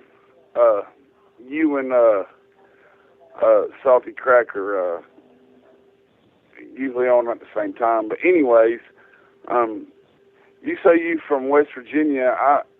I'm not from West Virginia, but my family is, and I'm actually in Logan County, West Virginia right now. Or actually, I'm in Mingo, but my family's from Logan for the most part. I've heard you say you're from West Virginia, and I know you said like the town you're from, but I can't never make it out. Where are you from in West Virginia? Rand, Canal County, Charleston. Canal County, like Wayne County. Rand. So the town is Rand in Canal County. Oh, okay. Yeah, I was just kind of curious about that because I could never like make out exactly what you were saying. I should have maybe thought of a couple of things to ask you before I called, but that was the main reason for me calling. Okay, yeah, I'm right there. So basically, like Charleston, right down the river from Charleston. I get to Charleston and like, yeah. Well, you know where Logan is, then, right? Yeah, I know about Logan. Yep, it's like south of Charleston, probably about an hour away. Yeah. I mean, you could be there, you know. Yeah, about an hour. Yeah. But that's basically it, man. I watch your videos practically every day, and I catch all the lives if I can. But it was good talking to you. That's it. Thank you for the call, man. Definitely appreciate you. All right, later. Yeah, shout out to the Dub V callers. Yeah, I know about Logan. I'm not sure if my last name is anything to do with Logan County. I think it's just a coincidence. I think Logan was named after actually an Indian chief named Chief Logan. So, I'm not the kind of guy that says, I got Indian in my family. I don't know nothing about that. All I know is that the Logan name came from granddad. He's from Virginia, a place called South Boston, if you know about that in Virginia. That's like a whole different world right there. So I digress. So yeah, shout out to all the callers from all over the country. Let's get to some more here. 850, you're on the line. Who am I speaking to? Hello? Yes, who am I speaking to? Is this ABL? Yes, it is. Wow, I can't believe I got in, ABL. I figured you'd be like, so everyone's trying to call, man. Hey, what's up? I'm calling from Florida. How you doing? Oh, it's all good, man. How about yourself? Oh, man, you just made my night by answering the call. I'm just watching your live stream on YouTube, and I see the number. I just called up, and now I'm talking to ABL himself.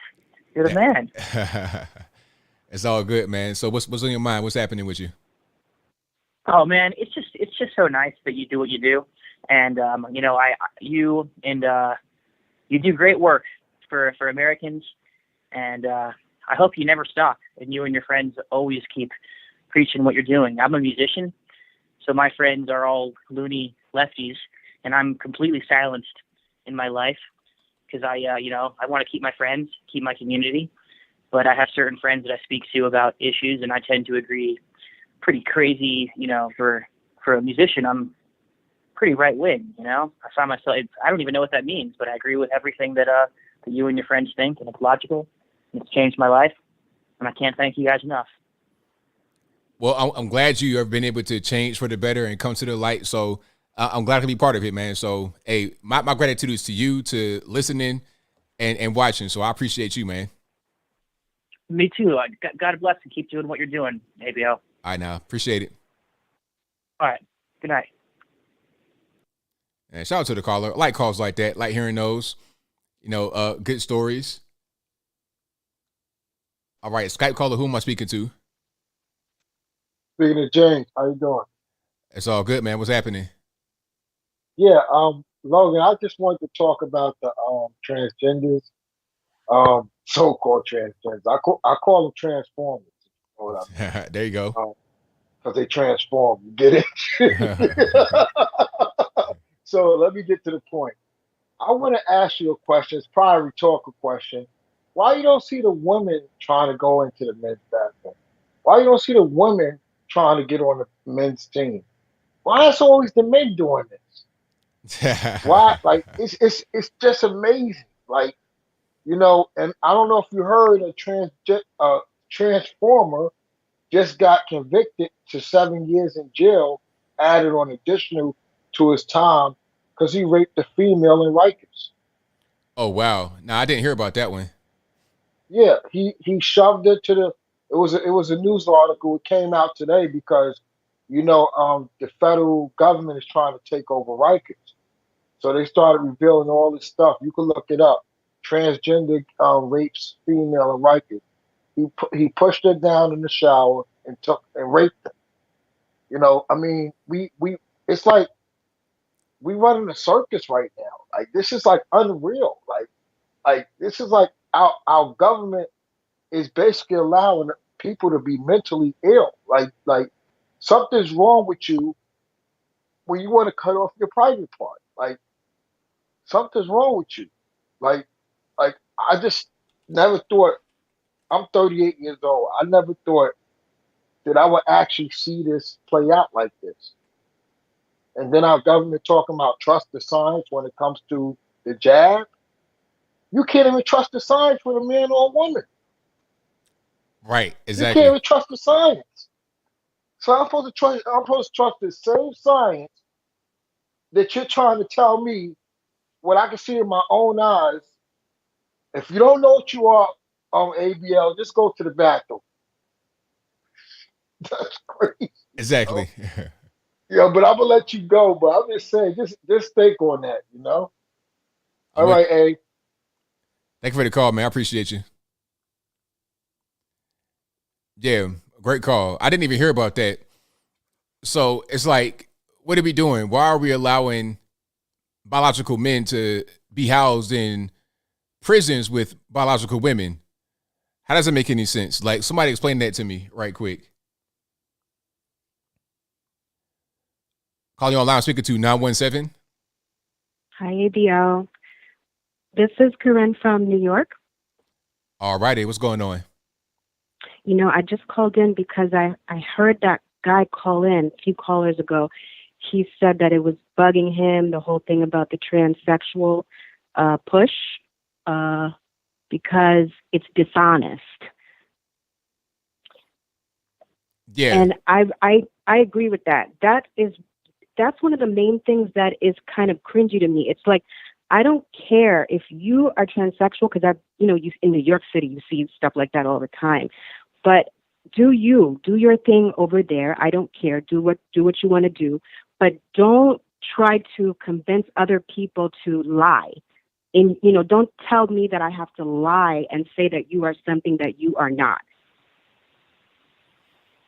Right, exactly. That's the main thing, because whatever somebody wants to do with themselves, as long as they're not breaking any kind of laws or violating anybody else, that's their business. But now you're trying to get me involved, and I got to play along. And how about not? If you have a fantasy, I don't want to be involved in your fantasy. Right. So yes, and when he said that, it just hit the nail on the head. That's the thing. It's not for those of us that are not anti-trans. We have no issues with that. Do you over there? I'm gonna do me over here. I don't care what you do, who you do it with in your bedroom, as long as you're not breaking any laws. But I cannot lie. It's people that value and love truth and logic. It's cringy. Don't tell me that I have to tell a dude with a beard. I just a few days ago went into a little shop, sort of like a goth shop, but a Halloween costume sort of thing. And a man with a beard was getting fitted for a corset. And everybody's like behind him, like tying it up. And he's kind of doing this little coquettish thing where he's putting his hands on his chest where I think he imagines there's boobs, but there were no boobs. And he's just kind of like breathing in like, oh, as they're pulling the ties in the back. And one of the sales associates says, oh, she's so cute. No, no. That's nuts. So, if I saw something like that, I gotta leave. I gotta go. I'm not trying to. This is completely crazy. It's like y'all don't see what this is right here. You don't see this big plumber looking dude right in front of you. This is crazy. Well, this is New York City. You know how crazy it is. But I just went in there looking for a mask. But anyway, this is what I mean. Like, I have to hear a sales associate pretend and kind of appease this man with a beard getting fitted for a corset that you're probably breaking that corset that could fit a real woman at her waistline. So it's just ridiculous. I don't want to be involved in lying. So I think that dude just hit the nail on the head. It's going against truth and logic, and I don't want to participate in lying. So I definitely agree. And also wanted to bring up Dave Chappelle's comment about how far do I have to go in. He made a recent comment about how far do we have to play into participate in somebody's lie, something like that. This connects to what the dude just said too. So that's all I wanted to say. Have a good night, ABL. Doing a great job. Thank you. Thank you for the call. Appreciate it. Bye. Yeah, that's crazy. I'm not trying to see no dude squeezing in no corset. I don't want to see that at all. If I see you at David's Bridal getting squeezed like this and you making all these sounds, I'm calling the police, man. Straight up. You need to get locked up for doing something like that, man. I ain't trying to see that. But then again, like you said, in New York City, you might see stuff like that. Around these parts, we don't see stuff like that. That's not the wave. That's not very kosher at all. Let me go ahead and get to the next call. The number to call, 434-658-1220. 978, you're on the line. Who am I speaking to? Hey, Anthony. It's Steve Baldessari with AmericanPatriotsApparel.com. How you doing, man? It's all good, man. What's happening? Been a while. Just wanted to talk about that previous caller. That's appalling, and I couldn't agree with her more about the corset. I mean, what is this world coming to? It's just a sickness, It's true. It's like we all have to go along with their gender dysphoria delusions, and like, for what? It's just crazy. So I actually called in though because I wanted to talk about the Elon Musk thing because everyone's drooling over Elon Musk because he's 420 friendly and says the term free speech. Meanwhile, he's doing neurotransmitters and he's part of Project Monarch, and everyone just ignores that and just rejoices because they might get their Twitter accounts back. You know, like, well, I don't want to be on Twitter. Okay, I never even liked Twitter to begin with, and its character restrictions. And quite frankly, I don't trust Musk. And I think that people are being played. I think there's a lot of people that are propping up that are actually kind of compromised in their own right, and they're making you think they're your friend when really, I would say no one is your friend these days. Unfortunately, there's very few of these people that are rich, wealthy people that aren't doing sinister things. You know, we know about digital ID and all that that's coming, so that's going to be directly correlated with his tech and, you know, the UN and its 17 Sustainable Development Goals. It's all tied in with that too. So that's what I wanted to talk about. What do you think about Elon Musk and his purchase of Twitter for, was it $44 billion? Yeah, $44 billion. I think it's a good thing because the problem, aside from, you know, some of the other things, some of the more advanced things, the problem with regular people in everyday life is that they get their information a lot of times from social media. And social media is very important when you're talking about elections, when you're talking about just informing the general public about things. And what Twitter does is they are a big place information is disseminated. A lot of news stories come from Twitter. Like official mainstream media stories a lot of times come from social media. So if you're able to hide certain things or you're able to downrank certain things and it's not able to spread, that is denying the people access to the information, therefore giving them a false sense of reality. So I think it's true. Yeah. That's true, man. Absolutely, I agree. One thing though is you see his comments about the far left and the far right and how they're going to be upset, which means he's still going to censor people. And the thing about that is the people that are far left, quote unquote, if we want to categorize them that way, they're out of their minds and they don't stand for truth and they don't stand for what's right and righteous in the world. They're just bad people. People on the far right, quote unquote, those people are just really solid Christian people who are conservative, you know, that actually believe in truth. And so it's a polar opposite. So to kind of lump them into a tweet or a post, and it's just dangerous. It shows what he's thinking. And it shows that there might not be as much freedom. I disagree with that because I feel like when you're talking about far right, you got some weirdos on there the same way you got on the far left. That's not to say everybody on the far right is like that, but you got a lot of people on the far right that are really weird, not just conservatives that are Christian. Those are your normies. That's not a far right person. Depending upon where you live, that could be considered far right. If you're living in Los Angeles, a regular Christian conservative would be considered a far right person, but in reality, they're not. The far right people, that's your Azov battalion in Ukraine. That's a far right. We don't really have that here in the United States. You think so though? Because I don't want to take up too much time. I know you got to get to other callers, but Azov battalion. I mean, I don't link Nazis in the Azov battalion with the right at all. I mean, they're socialists. Okay, but you understand. I mean, I get it. You know what I'm talking about. I'm talking about people that are violent. I know what they think. Yeah. Yeah, like that's what. Yeah. Like the average person, your normally Christian conservative, that's not a far right person. It's like a regular conservative. Now, far left, you're talking about your socialist. That's where you get into that type of sphere. But I think Elon Musk's issue, his point he was trying to make, from my humble opinion, is that you got a bunch of people that want the extreme, that want everything out there on the far left and the far right. They're not going to be happy. But the average person, the normie, the conservative, people that have been silenced and not able to be out there. Because think about it like this. People like Ice Cube got shadow banned. Ice Cube, is he a far right person? Tucker Carlson? I mean, come on. You know, those people and average people, normal people that have different kinds of points of view, they're going to be the ones that are helped, not the ridiculous weirdos. Well, on you either better side. be for freedom of speech, man. I hear you. You better. Yeah. And the Azov battalion is a whole nother conversation. I mean, I'm glad you know about that. I figured you would. You're always on the ball with intel and information. I mean, people don't know about that with Ukraine, and they're just rallying around Ukraine like mindless sheeple people, you know, when they don't know what's involved. I mean, I would say neither side of that conflict is really our friend. And honestly, our government is not our friend either these days.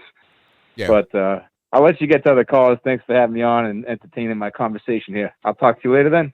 Thanks for the call, man. Appreciate you. All right, take care. Bye. Yeah, man. That whole thing, I think it's overall good, but Elon Musk is not some type of person you're gonna just worship, you know.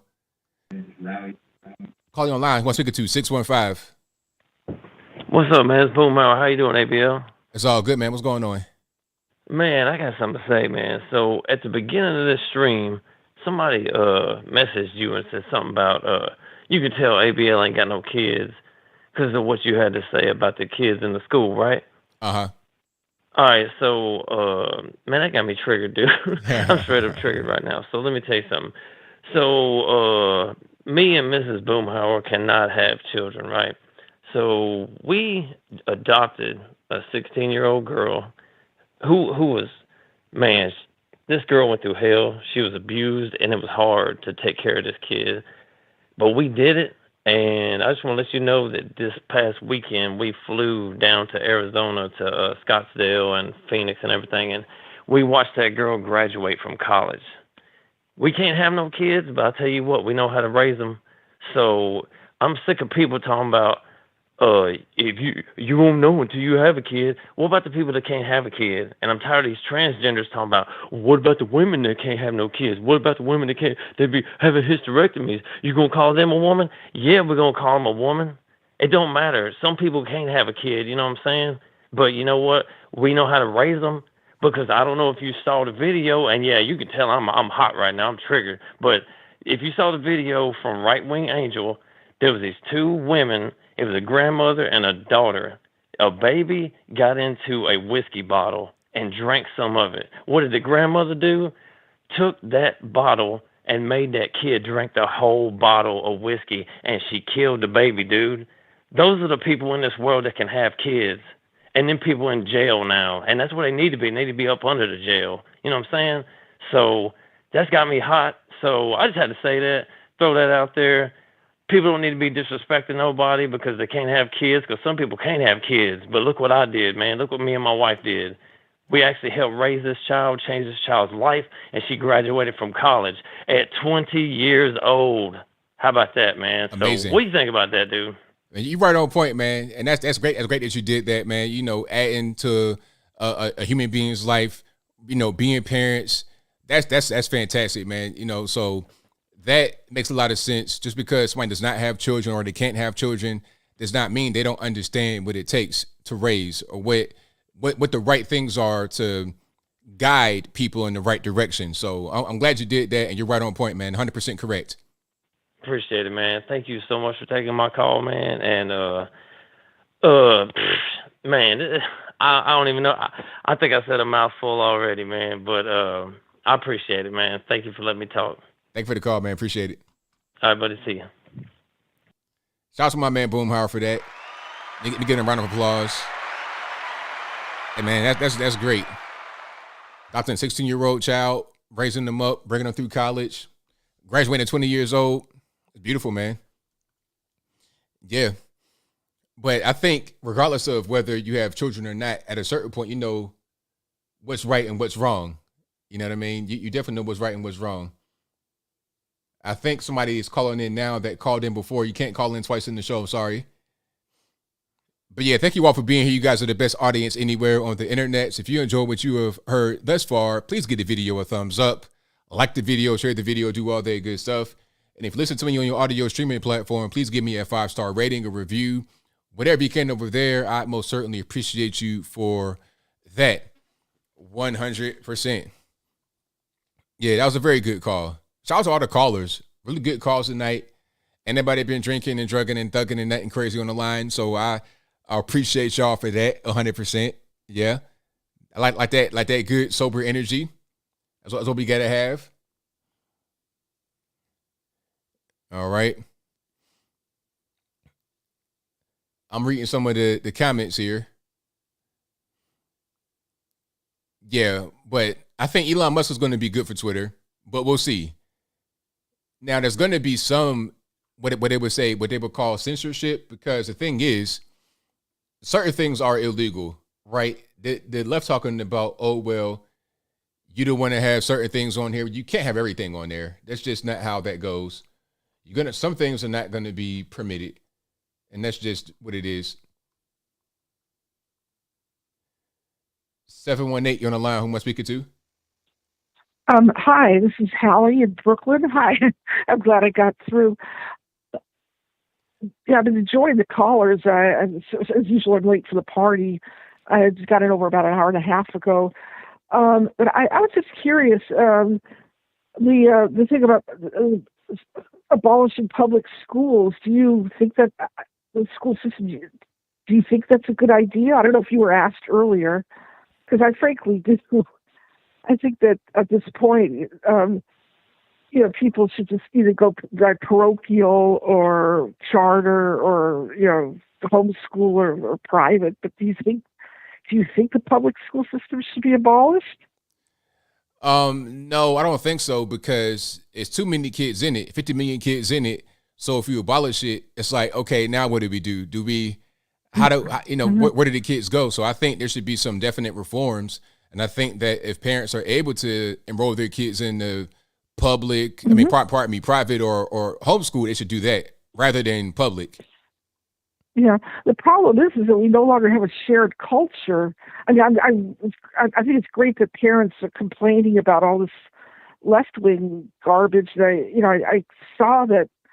I did foresee that that any kind of action would be on a grassroots level.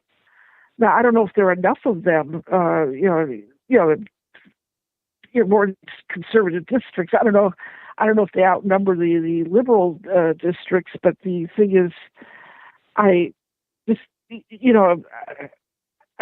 don't know about I hope to see more, but definitely, as you said, there have to be reforms.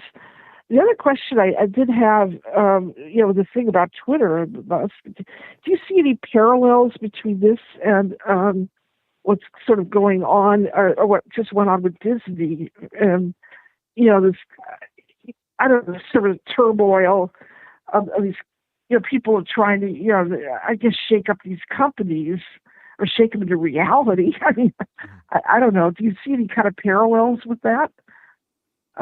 People are comparing Musk with Trump, for example. They're going liberals have gone absolutely crazy about Musk taking over Twitter. But do you think that I don't know, just because he's South African, he's the proverbial evil white male. I mean, I'm not sure, but I thought what was happening at Disney, the whole tumult over the. That bill. Do you see any parallels here?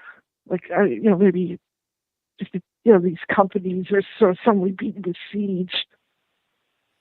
I mean, I can't really call. I'm here. Yeah, I'm listening. Yeah, so I really don't know. I mean, I think that what Elon is doing is something that it needed to be done. It's kind of been going on for a while. I'm not sure if there's a connection with anything else, because he's been talking about it for a while, since like 2017. So I think that's that. But I think you're going to see more things like this happen as people that have power, that have money, realize they can affect change from a financial point of view. Just like the same thing with the airline industry, when the CEO of Delta wrote a letter to the federal government asking for them to cut the quarantine time from 10 days to 5 days, and then it was done. See, now things are becoming more transactional out in the open, rather than just a thing people feel like they should do just because it's all about transaction, money. That's really where we're going to go nowadays. Yeah. Well, I think it's great that that they are doing that. So it just remains to be. I mean, do you see a lot of people quitting Twitter, or employees walking out, or things like it's going to be like the CEO versus the employees, just like what's even happening at Disney. A bunch of conservatives wrote a letter complaining. I mean, so about the whole alphabet thing going on. So I think likewise at Delta, I don't know, maybe some employees are not comfortable working. Having the mask mandate extend. You know what I'm saying? That there's going to be just disagreement within, so I'm just wondering, even with Twitter, if that's going to be, you're just going to see this pattern everywhere. All these companies, imploding. I don't know the people that I don't know, say you have to make a living, and all of us need paychecks. It's hard to see the politics take over all these places. But do you see that, or am I just being Chicken Little here and screaming the sky is falling? That's what my brother calls me. So do you foresee any of that? Well, I mean, it's hard to tell. You never. I think people are going to be leaving Twitter. Some of the employees may leave Twitter, but ultimately, I think the people that should leave are going to leave. And I think if you got bad people that leave, maybe the good ones will stay. You can hire new good people on. So I think it'll be fine. Yeah. I'm sure that people, great resignation, whatever. But people certainly would love to work. Think about these places that have that appeal. Yeah. Anyway, I'm at work, so I got to get back to the grindstone here. Okay, I always enjoy your show, and Thank you for the call. I appreciate you. All righty. I think that will be your wrap for the calls. Thank you guys for being here. You guys are the best audience anywhere on the internet, so couldn't do it without you all. I'll be back live again on Saturday. I promise I will be back Saturday. And I'll be back tomorrow as well on Brandon Tatum's channel.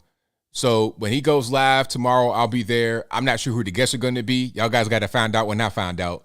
I'll put up something on my Instagram page, Instagram.com/Anthony B. Logan. All my social medias on my website, AnthonyBLogan.com. That is ANTHONY, the letter B, LOGAN.com/contact. My email, my snail mail, my social media, Facebook, Instagram, Twitter is all right there on the contact page. Also, go to the regular website for all my articles. Whenever I put a video out, I write an article for it. So I have all my content sourced right there on the website. You can't say I made it up. I don't make anything up. Everything is 100% sourced. Also, go to ABLmerch.com. That is ABLmerch.com for all the hats, t-shirts, stickers, hoodies, mugs, and more that you want. They're right there on the site. Go to BHEdesigns.com. That is BHEDESIGNS.com for these beautiful handmade wooden flags that are right behind me. You can get ones just like these or one of your very own. And also go to patriotpost.us for your best source of news and information anywhere on the nets. That'll be a wrap. Shout out to all the people who have been watching.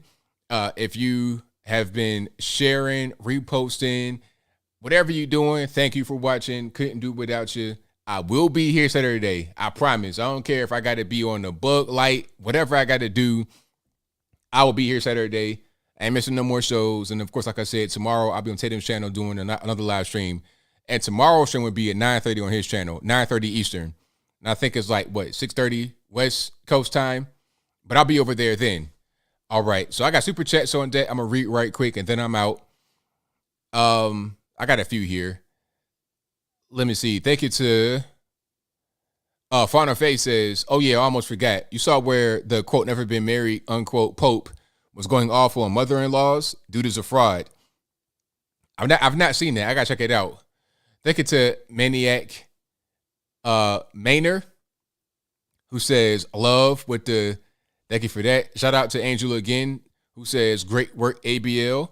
Thank you to Jeong Her, XIONGHER, with a thumbs up emoji. Thank you to BCS 1980, who says ABL and everyone, have y'all seen the video on Rumble called, quote, Watch the Water, unquote? I've not seen that, but maybe you guys have seen that. It's called Watch the Water on Rumble.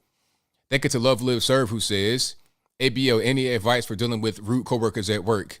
I feel like I'm being bullied by my coworkers as a means to get me to leave my job. Wow, that's a deep question.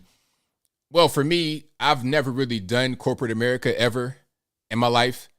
So I'm not sure if that's your environment, if it's corporate or if it's not corporate, but I'm not sure what you can do, really. That's kind of a question for the audience. If it's me, it depends on what's happening. Like me, I'm thinking, okay, do I need to fight? Do I need to what do I don't know. I wouldn't know what to do, really. And what kind of bullying is it? Is it like they're just trying to say things to you? Is it like some political stuff? I welcome challengers. And if it's to the point where they're getting on my nerves, I blow up on you one time real quick. Just one time real quick, I blow up on you just so you know not to do it no more. Because, you know, the male mind going to think fight. But you might just want to kind of bark a little bit at them. And they say something to you, get aggressive, say something back. Maybe that'll work. I'm not sure if you get HR involved because that can be weird if you bark at them and then they snitch on you to HR. I'm not sure how that works. But if it's me, I'm ready to fight. I'm going to bark on you. I'm not going to back down. Personally, I like to debate. I like to argue, so I'll argue with you all day. And at a certain point, I'm going to say, well, ain't no more arguing, so what's up? You want to fight or what? That's where it's going to be. But it's going to be initial bark first. But again, I can't really say that because I don't know your company structure, if you got a corporate job, a non-corporate job, if you need your job, or if you do something like that, would you get fired and they wouldn't, although they were bullying you? But you guys in the comments, you may have more experience than I do in that situation. So y'all please let me know. I've always been independent. Like me personally, I know I was not cut out for any kind of corporate work. And really, I like being by myself working because back when I was trying to get jobs, when I graduated from TCC and when I left ODU after a year, I was trying to get jobs. I'm going on interviews and it was always weird. One guy, this interview right here kind of really just let me know I need to do my own thing, start my own business. And that's what I did for the past 15 years. I'm self-employed. 15 years self-employed, 2007. March 07, I started. Go to my LinkedIn. It's right there public. But anyway, so I was on an interview at this office. I had on like, not a suit, but I had on like, I guess you would say dress clothes. I suppose like a collared shirt, a tie, some slacks and some shoes, basic stuff, pair of glasses. And I'm in an interview with the guy, white guy, but it don't really matter. And I'm talking to him. He was like, hey, man, you dress really nice, man. Better than me. I'm like, see, right there, that's a problem. That's a problem right there because I can see the way he's looking at me. He's envious of how I look. And I'm seeing the women in there, they're looking at me through the glass. I'm like, this is going to be a problem. In another interview, it was funny. I don't even want to tell that story all the way. But I just want to say that the other interview I had was with a woman. And I feel like she was trying to convince me to work there by how she was dressing. And I'll leave it right there. So I knew that the corporate environment would be kind of weird for me to be. And I know I'm a self-starter, self-motivated. I just couldn't do it. So it all depends on what you want to do. If you want to stay in that role, stay in that position, your structure or whatever. So hopefully that helps. I'm not sure if that was very helpful. But the reason why I'm not really the person to go to for that kind of question is because I can never do corporate. I had to always work on my own and be just that kind of guy that made it happen by myself. So yeah. Oh, and then to talk about the one lady right quick, we had to end the show. So I go for the interview. I think I went on 2 or 3 interviews. The first interview I went on, it was like in the open place in the workplace. It was me and a lady. It's an open place. We're having an interview. I'm being myself. I'm very charming. Not to put to my own horn, but it is what it is. She's giggling already. Older lady. So the next interview, it's a Friday. I'm supposing it's like a dress down Friday, but it looked like she went in the back of her drawer at the house and pulled out this shirt, like a lace kind of shirt, and it was kind of low hanging. And then she was being like a little bit extra giggly. I was like, lady, if you don't put that 1987 lace shirt up, this ain't that kind of party. I'm trying to get a job paying like $15 an hour. Go that way. But I knew I would face that in the corporate space because of just how I am. So that's my story. I got a lot of stories like that I've not told. But anyway, that'll be a wrap for the show tonight. Thank y'all for being here. You guys are the best audience anywhere on the internets. No beer on a lady at all. Regular middle-aged lady. But anyway, you guys are the best audience anywhere on the internet. So I'll be back live on Thursday on Tatum's channel, and then again Saturday right here on my channel. I'll not miss that show. I will be here for you guys. So until next time, y'all be safe. I'm out, and peace.